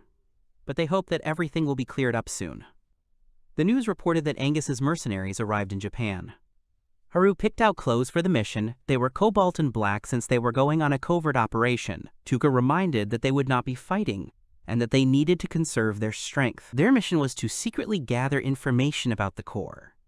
The girl wants to name the operation as Angus Sensei, Tell Us Your Secrets. The mercenaries are strong, but the guy is worried that something like what happened to the Dark Knight might happen. The Kizakis were on the 16th floor, and there was no one else there yet. He suggested moving to another location. Haru was curious if Yuki and his group would join, but most likely they wouldn't come since they were in a different dungeon. The girl was upset when she realized that she would not see the brave man, and Tuka asked what he said wrong. She was just curious to know something. She wanted to know if Yuki could defeat the dragon and was worried about it. After that, they talked for a long time while waiting for the mercenary group, and got tired of waiting. There was nothing left for them to do. After a while, they both simply fell asleep. In her sleep, Haruka had a dream where she told her father that she would become his wife in the future. The girl woke up and jumped up. The brother did not expect such a reaction and asked what happened to her. She replied that she had just had a nightmare, although she had lied to him. People's voices were heard near them. The guy looked at them and realized that the Angus Corps had arrived. For them, the dungeon was no different, and it was boring. Ches hurried the girls because the schedule was tight. But first, he used translation magic and introduced himself to the Japanese adventurers as the commander of Squad H and thanked them for joining. They used concealment and watched them. Haru did not see the Corps commander and thought he was not there when suddenly Ches called him. The man apologized and introduced himself to the others. The Kazakis looked at him in surprise. The man standing before their eyes turned out to be their father, who abandoned them when they were children. The only group that managed to subdue the Wind Dragon was Angus and their leader. Their leader was that same Angus who unexpectedly turned out to be their father. Haru was furious. She didn't want to see her old man at all.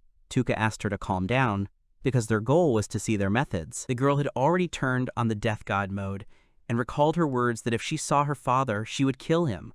But her brother wanted her to moderate her ardor. Tuka needed Haru to be more patient, as they needed to find out all the information they needed during the Wind Dragon slaying demonstration. The mercenaries announced the start of the demonstration, but they would start by clearing the floor first. Kazaki watched them all, keeping an eye on them. The terrain was not suitable for the adventurers' battlefield. The guys did not understand what they were going to do, and simply watched with interest. First, it was necessary to clear the area. The guy was surprised how they put everything in order in the blink of an eye. Haru asked not to be distracted. There was something important for them next. Then, Angus's group set up a rest area. Because the fight would be long, the guys had never done this before in their dungeon expeditions. The guy thought it was strange. The man asked to fight without exhausting themselves. The main thing for them was to have a good rest and not go crazy. He asked only those who would participate in the battle to follow him. The adventurers who arrived understood him and gathered. Tuka also followed him, but his sister didn't understand why they were going to go. She thought that they were going to attack the monster from there, but the guy thought it was suspicious. He didn't understand how they would fight with so many people, and it was strange for him. Haru is curious to know if the guy thinks that the situation with the Dark Knight can happen again. He answered in the affirmative, because unpleasant things like to repeat themselves. Angus informed the adventurers that they had arrived at the place. The assembled stood in front of the huge statue. They did not yet understand what they would need it for. Kazaki couldn't figure out what it was. The boy was too focused on leveling up and hunting. Haruka couldn't analyze it to find out what kind of statue it was. Tuk finds it strange that the statue could have any connection to the dragon. Angus orders weapons to be drawn, and someone from the crowd asks what for. He hit the sculpture with his axe and asked everyone to repeat the same thing after him. An unknown statue said that in order to fight the dragon, one must show her one's strength. Haru and Tuka, who were watching from the bushes, were perplexed by what they saw. It turned out that it was not a simple statue. The man asked to do the same. While they were taking turns hitting the sculpture, the boys began to wonder why all this was done. They looked at each other and simultaneously said that this was a raid battle. This is a battle format where several people challenge a powerful enemy. 2 people would definitely not be able to withstand such a fight on their own. The girl felt that the dragon flying above them had become much smaller in size, and this was different from Tuka's expectation. Angus ordered to prepare for an attack. Kizaki was disappointed to see something that wasn't what they wanted, but they continued to fight the dragon and did it quite well. The mini-dragon's strength was at the level of 300 units, and it was not that strong. The guys were upset because they expected to see a battle with a real monster. After hitting the statue, the dragon changed to their level, and it was called a raid battle. Haru was upset, the guys were not interested, and they headed home. The man asked them not to panic and think about a long battle. Hearing his voice, Haru wanted to hit him once. Tuka explained to her that their father was using an alias, and most likely wanted to hide from those who knew him. Passing by the old man, the guy said that he was sure that if she restrained herself this time and did not touch him, she would never see her father again. The girl had no choice but to agree with him. Angus reminded the adventurers that if they died, their loved ones would grieve. He did not have time to finish about those people who did not have loved ones, like him.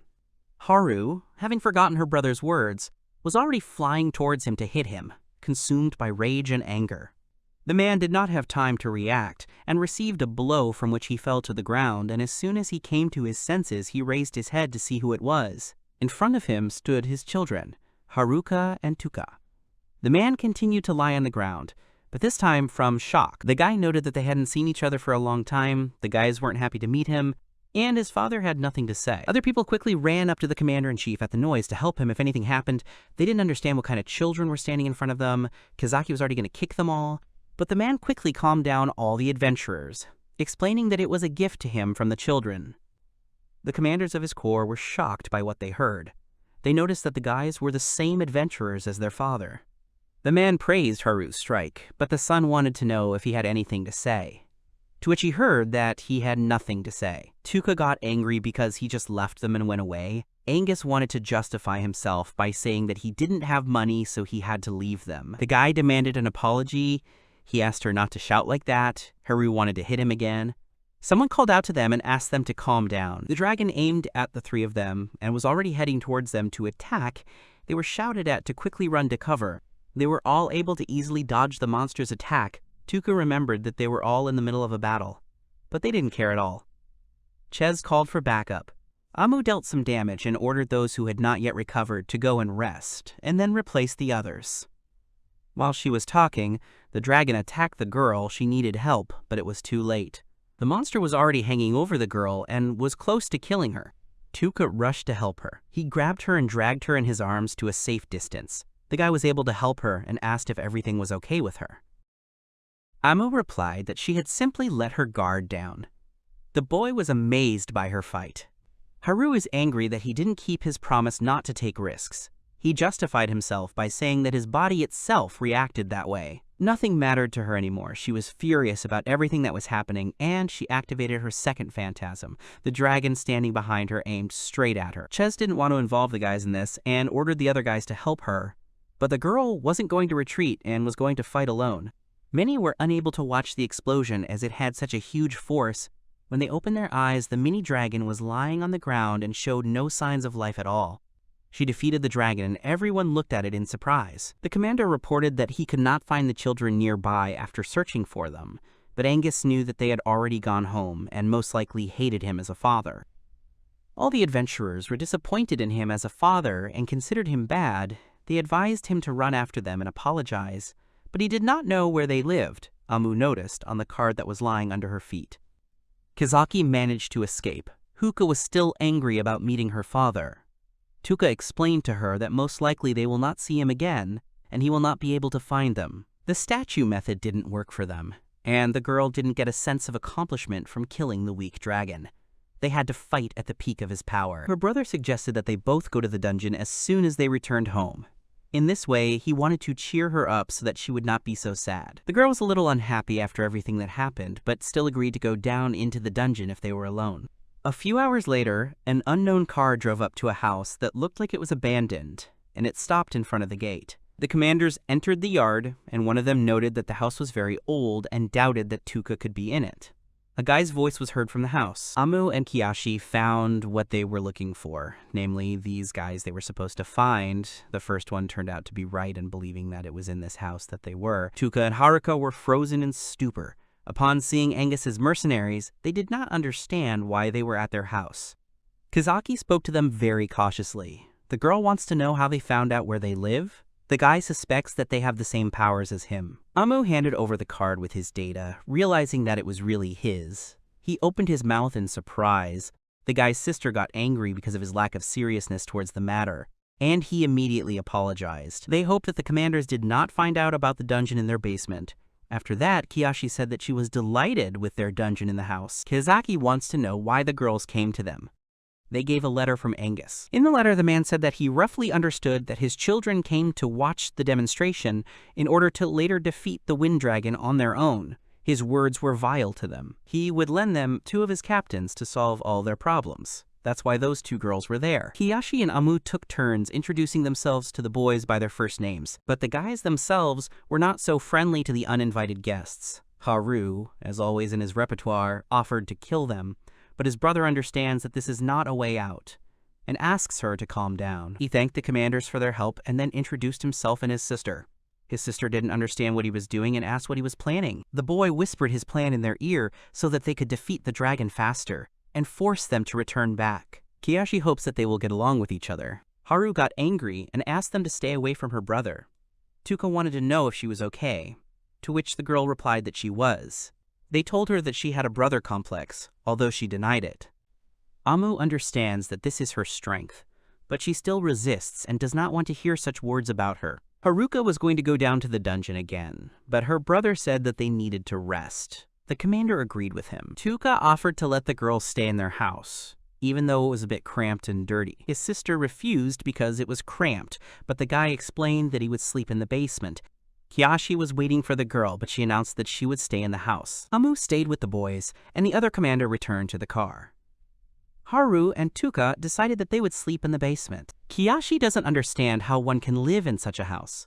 Although she remembered something, she noticed an amazing weapon that she had never seen before. The skill and power were the first things that caught her eye. If she sold all of this, she would become rich in an instant. She feels sorry that such a weapon is just lying around in the yard. It would be better than Angus's award. Tuka couldn't sleep, and tossed and turned. He kept thinking whether they would be able to defeat the Wind Dragon or not, and these thoughts did not want to leave him. But he tried to push these thoughts aside and fall asleep. As soon as he closed it, someone touched him with their hand, and he decided that Haru started touching him. He stood up to ask why she wasn't sleeping and what she was doing, but instead of his sister, he saw Amu. The commander looked at him silently, and he could not understand what she was doing in his room at such a time. She apologized for waking him up and left without explanation. leaving the guy completely bewildered. The guy lay in shock from what was happening. Now he definitely wouldn't be able to sleep that night. Kiyoshi fought using firebolts against the dragon, and it was a great attack. Now it was Amu's turn, and she was already ready to attack. The commander used the 1,000-cut skill, dealing a large amount of damage to the wind dragon, after which she stood up and watched him. The girls scolded Haru for trying to defeat the monster without using the statue. The latter asked them to shut up and just help them. The dragon was enraged and attacked them. Kizaki was scared, and Tuka ordered everyone to retreat immediately, fearing that it had caused heavy damage. Everyone was dissatisfied, realizing that they were not any closer to their goal. He apologized for such a mistake, and Kiyoshi again reminded him about the statue.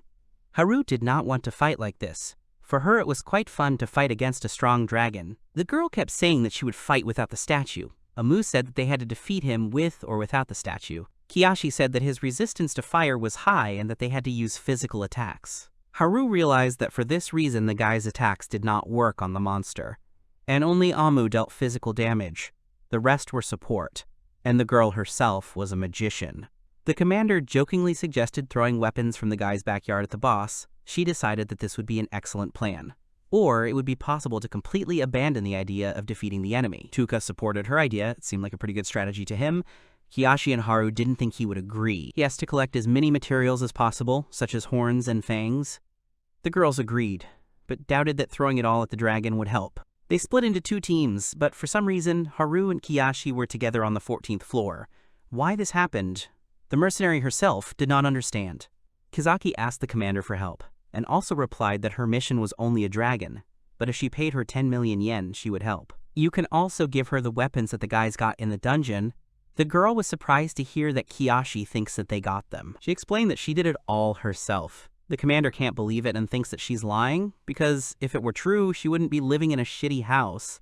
Haruka had her reasons for this, and a girl fixated on money was not the best helper for her. She was interested in how her brother was doing. She was curious about what the two of them were doing together, and she remembered how Tuka had recently slept with Amu. The commander suggested that they not act alone. In the distance, she saw a rare golden slug and told Kiyoshi that they were very rare and could be worth good money. Realizing that they were about making money, the girl became interested in this. The girl was taken in by the money and went to the golden slug. She tried to attack, but something went wrong and the enemy transformed to attack. The slime completely engulfed her. It turned out that the golden slime was incredibly strong and could not be killed by ordinary physical attacks, and it was impossible to get out of there on your own. It can dissolve clothing while a person is immersed in the slime, but it does little damage to cause harm. Haru was about to leave, leaving her alone, but the commander asked for help as the slug began to dissolve her hand. The girl couldn't believe that she was so weak and thought that Kiyoshi was deceiving her, but she still decided to believe her and help her. She tricked her and grabbed her hand and dragged the slug inside with her. Tuka was glad that they had managed to gather a lot of material, but he was in danger. The commander looked rather suspicious. Overcoming weak monsters, he and Amu collected the required number of items. He happily told her that he had managed to find many things and asked how she was doing. She looked at her bag and replied that she was fine too, but continued to destroy monsters. Amu did not communicate with him at all. Tuka thought it would be a great idea to fight with her. He remembered his sister. At that time, the girl looked at him strangely. The commander approached him while he was busy with work and asked to talk to him and that they needed to move away from the monsters. The guy did not understand why. The girl with a serious face explained that the conversation would not go unless they were left alone. The guy was stunned by such a request. He brought her to an empty cave, and in theory, no one would bother them there. Tuka thought in his head about what she wanted to talk to him about, and fantasized about her, in a police uniform, arresting him for stealing her heart. But the girl thrust her sword next to his head and stated with complete seriousness that she wanted to know what the leader was capable of. Last night when she came to him, he was not wary, although in her opinion, a leader should show his strength and superiority. Around the same time, in another location where the commander and Haru remained, Amu and Kiyoshi were swallowed up by the slime from head to toe. The girl did not expect such a turn of events. She used influence to tear the slime into pieces, and thanks to this skill, they managed to escape. They barely caught their breath. The commander does not intend to let her go alone now, and will go after her, while Haru asks to do something with her clothes, because it made her look inappropriate, even though Kiyoshi herself was the same. She was desperate and angry with her. For the girl, the commander was the worst person. but Kiyoshi asked her not to say such things about her. Her brother was still fighting, and she wanted to take a bath. The girl is worried that they might be attacked by a slug, and they won't be able to use magic. Amu and Tuka continued to fight, and he could only dodge her attacks. He wanted to end this quickly, but she doesn't want to stop because he's just running away. The guy wanted to defeat the wind dragon. He wasn't interested in anything else. He couldn't fight her, and he couldn't use phantasm. Tuka would take the fight seriously if she didn't blame him if she got hurt. The guy finally decides to end this conflict by using the intangible armor and was ready for battle. Tuka started the attack first and warned the girl about it. He headed towards her with all his speed. She somehow dodged him and was surprised that he was fast enough for her. The guy walked around her from behind, so she didn't have time to notice his presence. He didn't want to hit her. His plan was just to grab the girl. Suddenly, slime attacked the guys from above. Tuka managed to notice it and immediately jumped to the side. But Amu was unable to do the same, and the enemy absorbed it. He remembered this room. He used to go into it with his sister, and after that they didn't go in anymore for safety reasons. They avoided this place because a high-ranking slime, namely the boss, lived there. The commander, absorbed by the slug, asks him to run. The guy understands that the strength of 2 is not enough to defeat the slug. He tried to do something to the enemy, but it was all to no avail. It seemed impossible to cause any damage to the monster. The bath was ready. Kiyoshi said that usually 4 people go into the dungeon. Even though Amu is strong, there is a limit to everything. She seriously threatened Haru that if something happened to her friend, the girl would answer for it to the fullest extent. But she was calm and reassured her. She was sure that Tuka would think of something and do something if something happened. Amu can't take it anymore and asks for help. He continued to watch as the slime began to move along with the girl. The slime suddenly began to change shape, and the guy did not understand what was happening. Right before his eyes, its size increased. The monster began to attack him, but he successfully ran away. He thinks about calling Haru. There was no time for that, but he also had no strength left. The fact that he was weakened did not mean that the attacks would not work, and moreover, the enemy was not as strong as the wind dragon, which meant there were chances of victory. First, he started activating the skills and used chain, boost, armor, and acceleration. Amu, who was inside the slime, did not understand what was happening. Barely opening her eyes, she saw the boy's attempts to defeat the monster. She decided that his physical attack had worked. If you increase the number and speed of attacks, you can get something useful. He wants to know if everything is okay with the commander. She only thanked him. Tuka pointed to his torn shirt, a little embarrassed, and she immediately looked at her clothes. He immediately apologized and said that he hadn't seen anything, and she calmed him down by explaining that anything could happen in a fight. She understands that in such a battle, even if someone dies, there will be no one to blame, but Amu realized something for herself. She knows that he is worthy of becoming her captain. The guy was surprised to learn that the girl knows his name and does not hate him. The mercenary wants Kizaki to remain her captain, even after they defeat the wind dragon together. He asked her to explain what that meant. Amu explained that she wanted to study how Tuka fought. She became interested in him when he saved her in the Tokyo dungeon, and even asked for this mission herself. The guy thanked her, and now he is determined to defeat the dragon together. He managed to do it. They would definitely defeat the dragon if they united, and they had a pretty good talk. Tuka announced that it was time for them to return home. Amu didn't expect to meet such a talented person in Japan. He is hiding on purpose, but for her, it's a waste of time. She suggested leaving Japan and going to America. The mercenary wanted him to go there with her. He can't quite believe what he heard. Amu doesn't understand why he doesn't move there, because there is everything there. The United States had a huge number of dungeons for men, women, and children. She thought Haru and Tuka would fit in there perfectly. Haru, sitting in a bath with warm water, felt like she was finally coming back to life. Kiyoshi, who was taking a shower, was not given to understand why the Japanese love to soak in warm water. For her, a shower is more effective. After watching her, she still became interested in what could be so pleasant in the bath and instantly joined Haru. She was also fine, but the girl still treated her with malice and wanted her to leave, especially since she had to pay for it. They had already talked about money recently. Haruka has good abilities and she could earn good money. She continues to say that not everything is so simple, and she no longer wanted to continue the conversation when suddenly Kiyoshi grabbed her by the shoulder. The mercenary offered to become partners. She was offended that such a talented girl lived in poverty. She promises that nothing bad will happen to them, Haru was surprised that the girl was so willing to take care of them. She thought about the proposal for a while and decided that their life could change. Amu wishes for a better life for Tuka, who in turn wants to explore new dungeons. Haruka dreams of not saving water, but for Haruka and Tuka, life was already fun enough, and they told the mercenaries about it. Although the boy's father disappeared, leaving the boys alone and without any money, but somehow they managed to survive in such terrible conditions by holding on to each other. They slept among the rubble and debris, but they made it. Thanks to the fact that we were together and walked holding hands side by side, Tuka and Haruka declined the commander's offers, thanking them for their concern. They wanted to stay in Japan. Amu hopes that someday he will decide. Kiyoshi does not understand how such a life can be fun for her.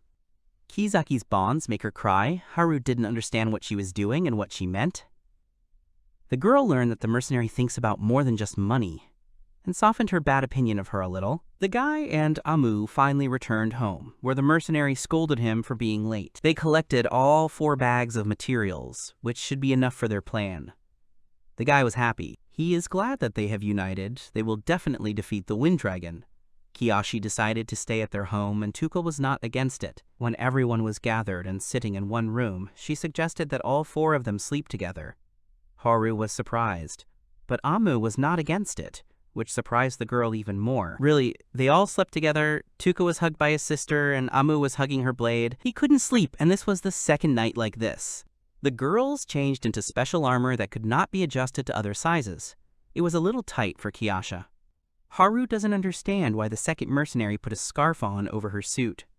She reminded him that this is Kizaki's armor and that he can be sure of it. Tuka took it upon himself to explain the strategy.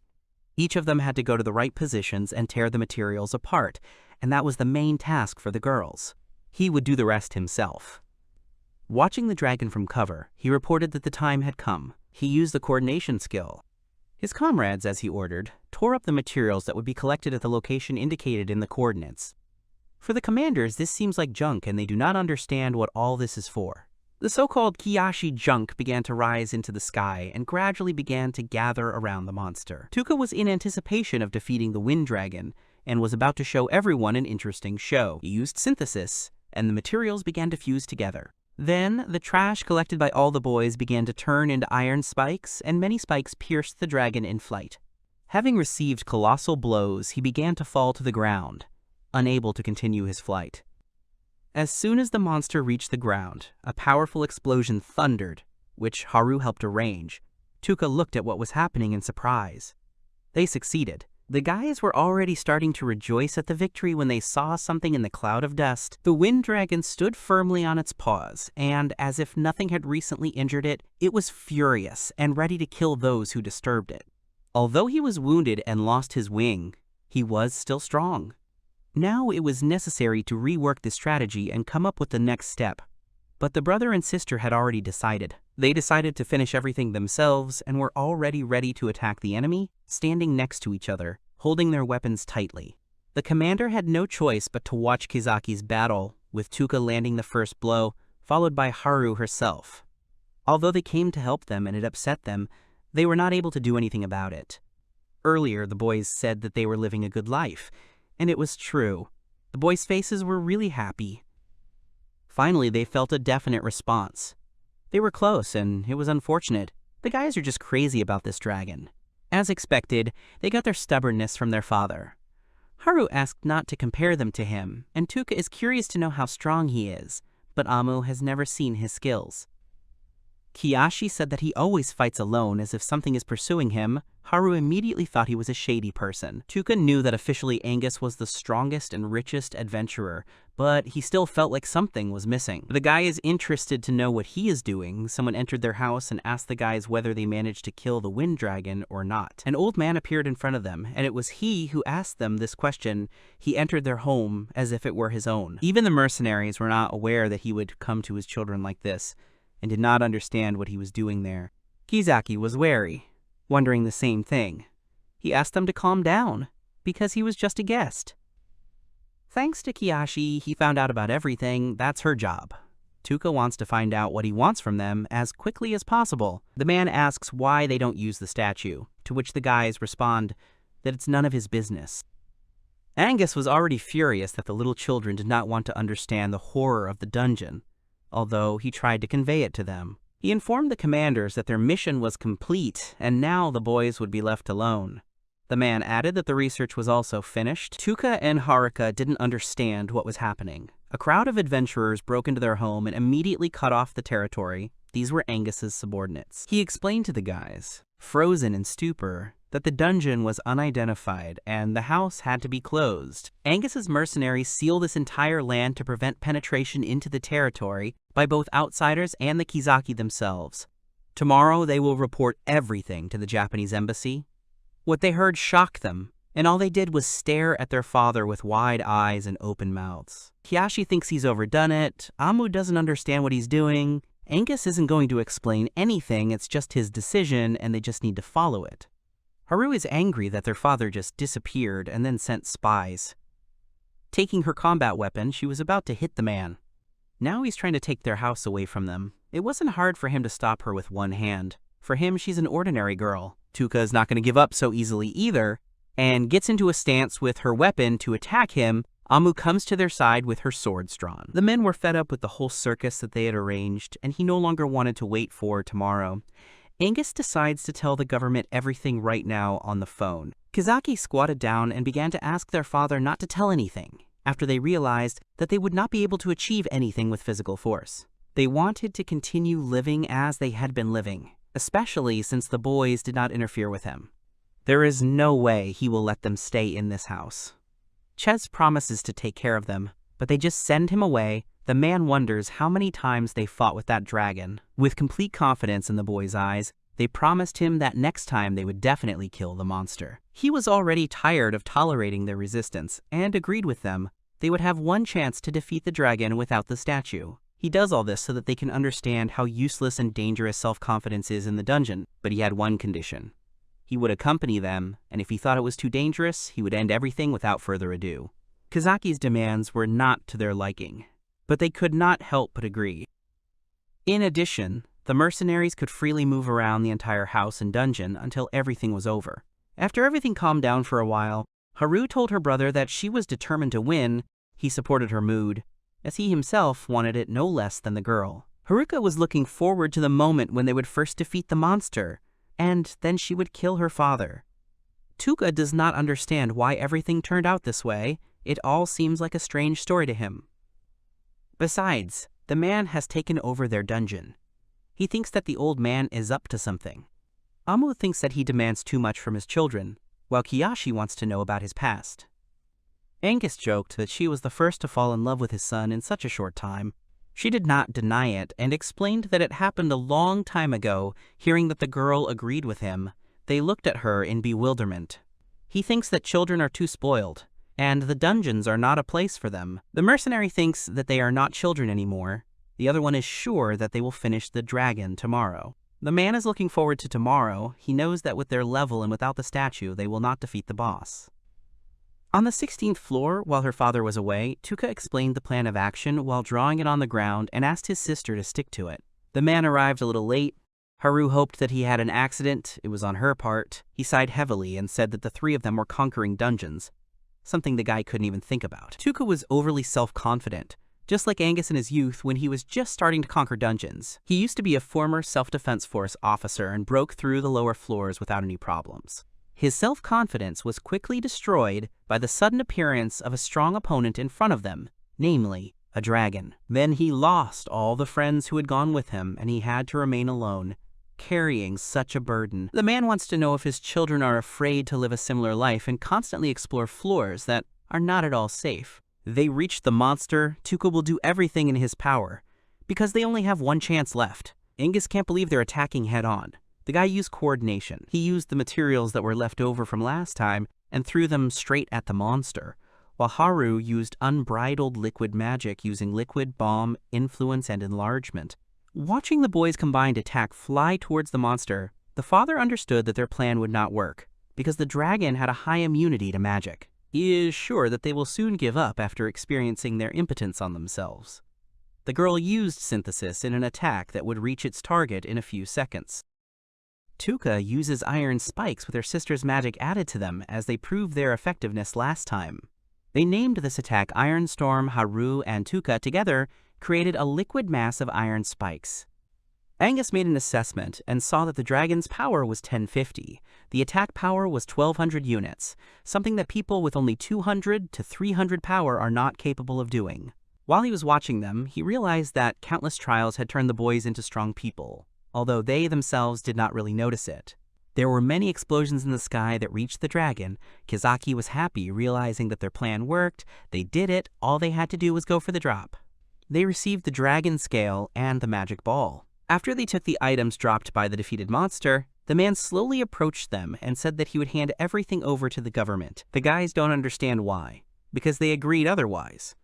Although he changed his mind, his opinion hasn't changed. He asked the children to get ready and go home, but they wanted him to go to his house and did not want to hear or see him. Suddenly, an unknown loud sound swept through the entire floor. The statue became active, although none of them touched it. She said that after defeating the evil dragon, the god of heaven wanted to look at these people. Haru feels like everything that's happening is a quest. That's why the man said earlier that in the dungeon it's impossible to know what might happen.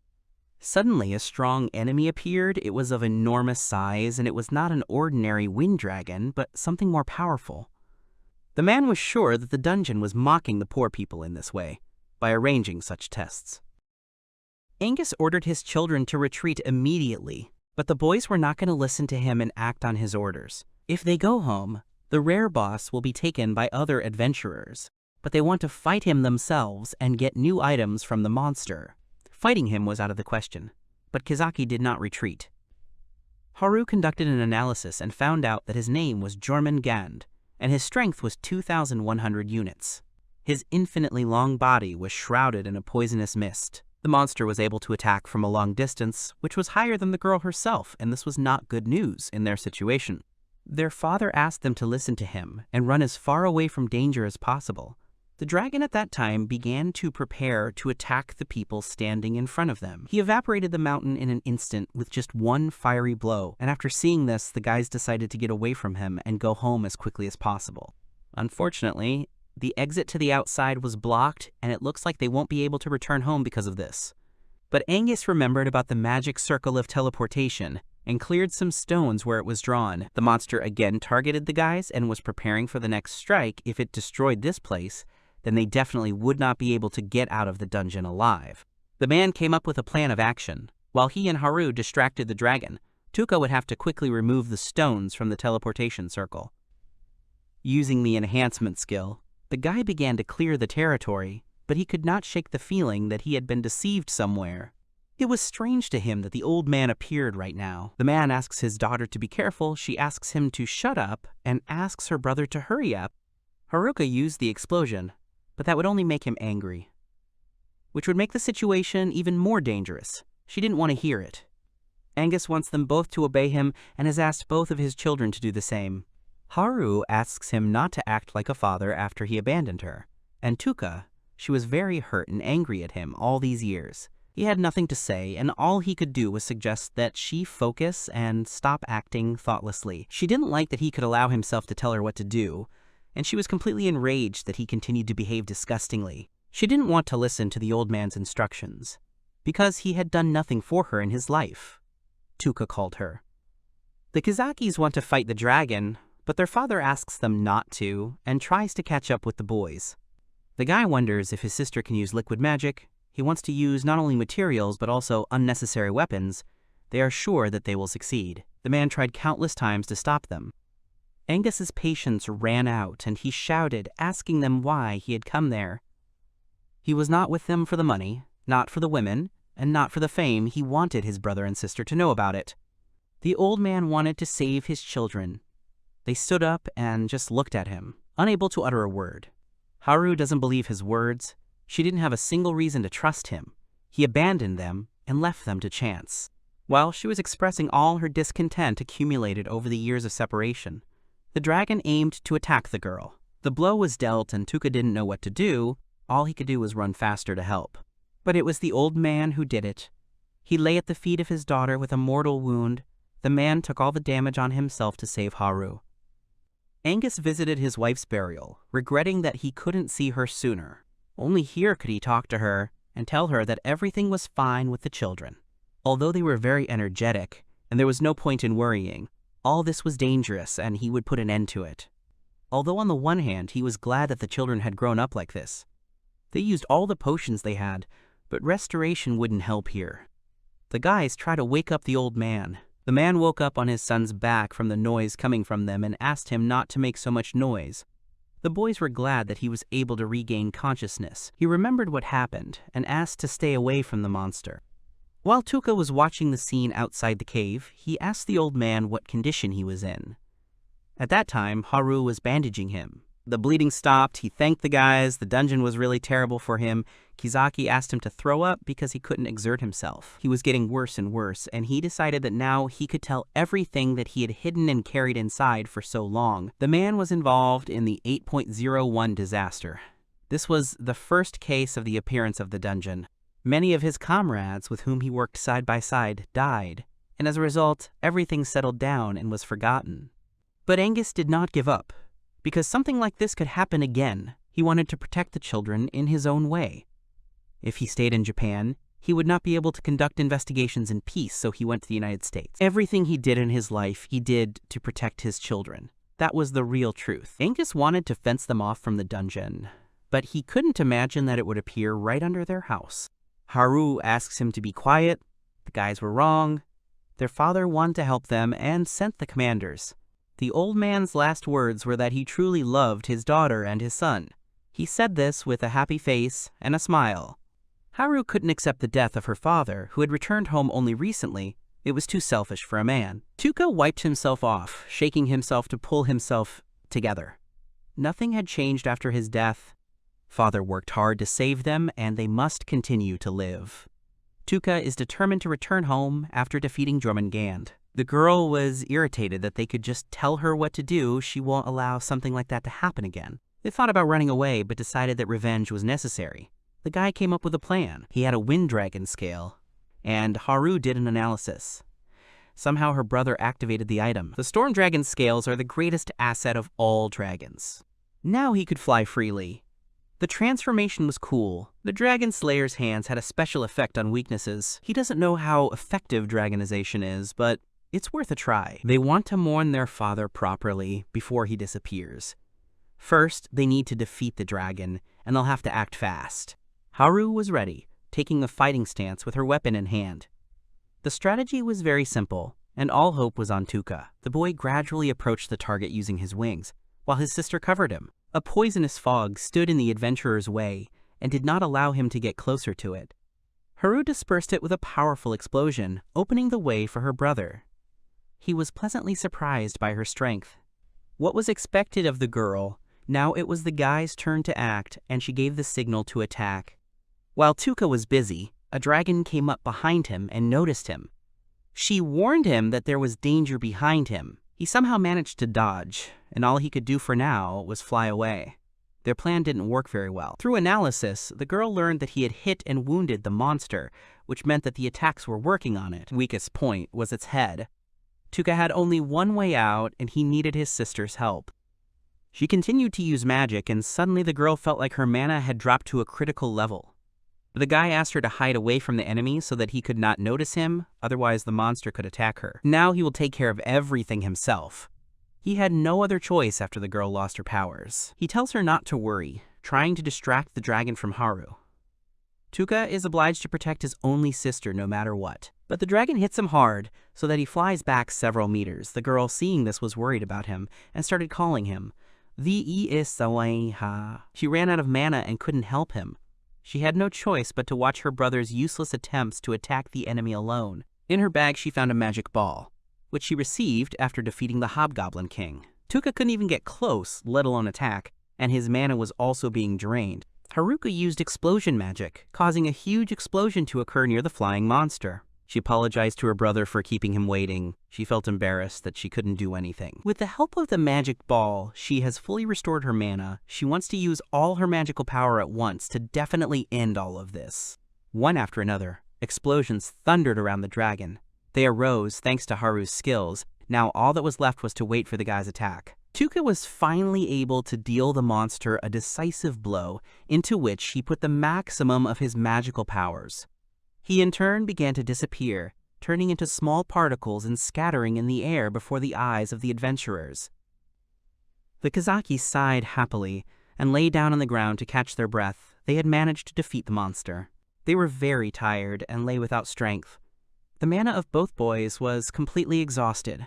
They really managed to cope together against a powerful enemy. Now it was necessary to urgently take the drop and, without wasting time, go to the old man in the cave. The item dropped by the dragon looked like a deluxe version of a recovery potion to Haru. Through analysis, Haruka learned that this was an extreme potion capable of resurrecting the dead. Kizaki and Kizaki came up with the same idea at the same time. Angus looked around, not understanding what had happened to him and where he ended up. He was sure that he would not survive and would die after being wounded by the dungeon dragon. For Haru, he was still the same stupid old man he was. Nothing had changed for him. They hated him so much in the beginning that they couldn't even imagine that everything would end up like this. The guys had to defeat the monster alone and resurrect it. This drop was funny. Now they want the old man to leave them alone in the house and remove all the adventurers from there.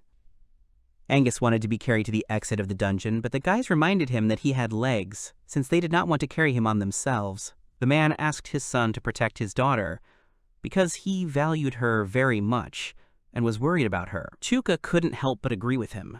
Hearing this, Haru also decided that she would protect her brother no matter what. A few days later, their father returned to the United States to continue his own investigation that he had once started. The guy tried his best and cooked dinner for himself and his sister. Haruka was impatient with hunger and waited for him to set the table with his delicious food. They reached the 20th floor and she wonders what they will do with the boss. Brother wants to continue leveling up already on the 19th floor. She simply trusted her brother's decision and decided that if he said that there was no need for it, then that was the case. She wanted to start exploring the floors right now. She didn't want to wait. It was a perfect day for going underground. Today, Haruka and Tuka will dive into the dungeon again in search of adventure.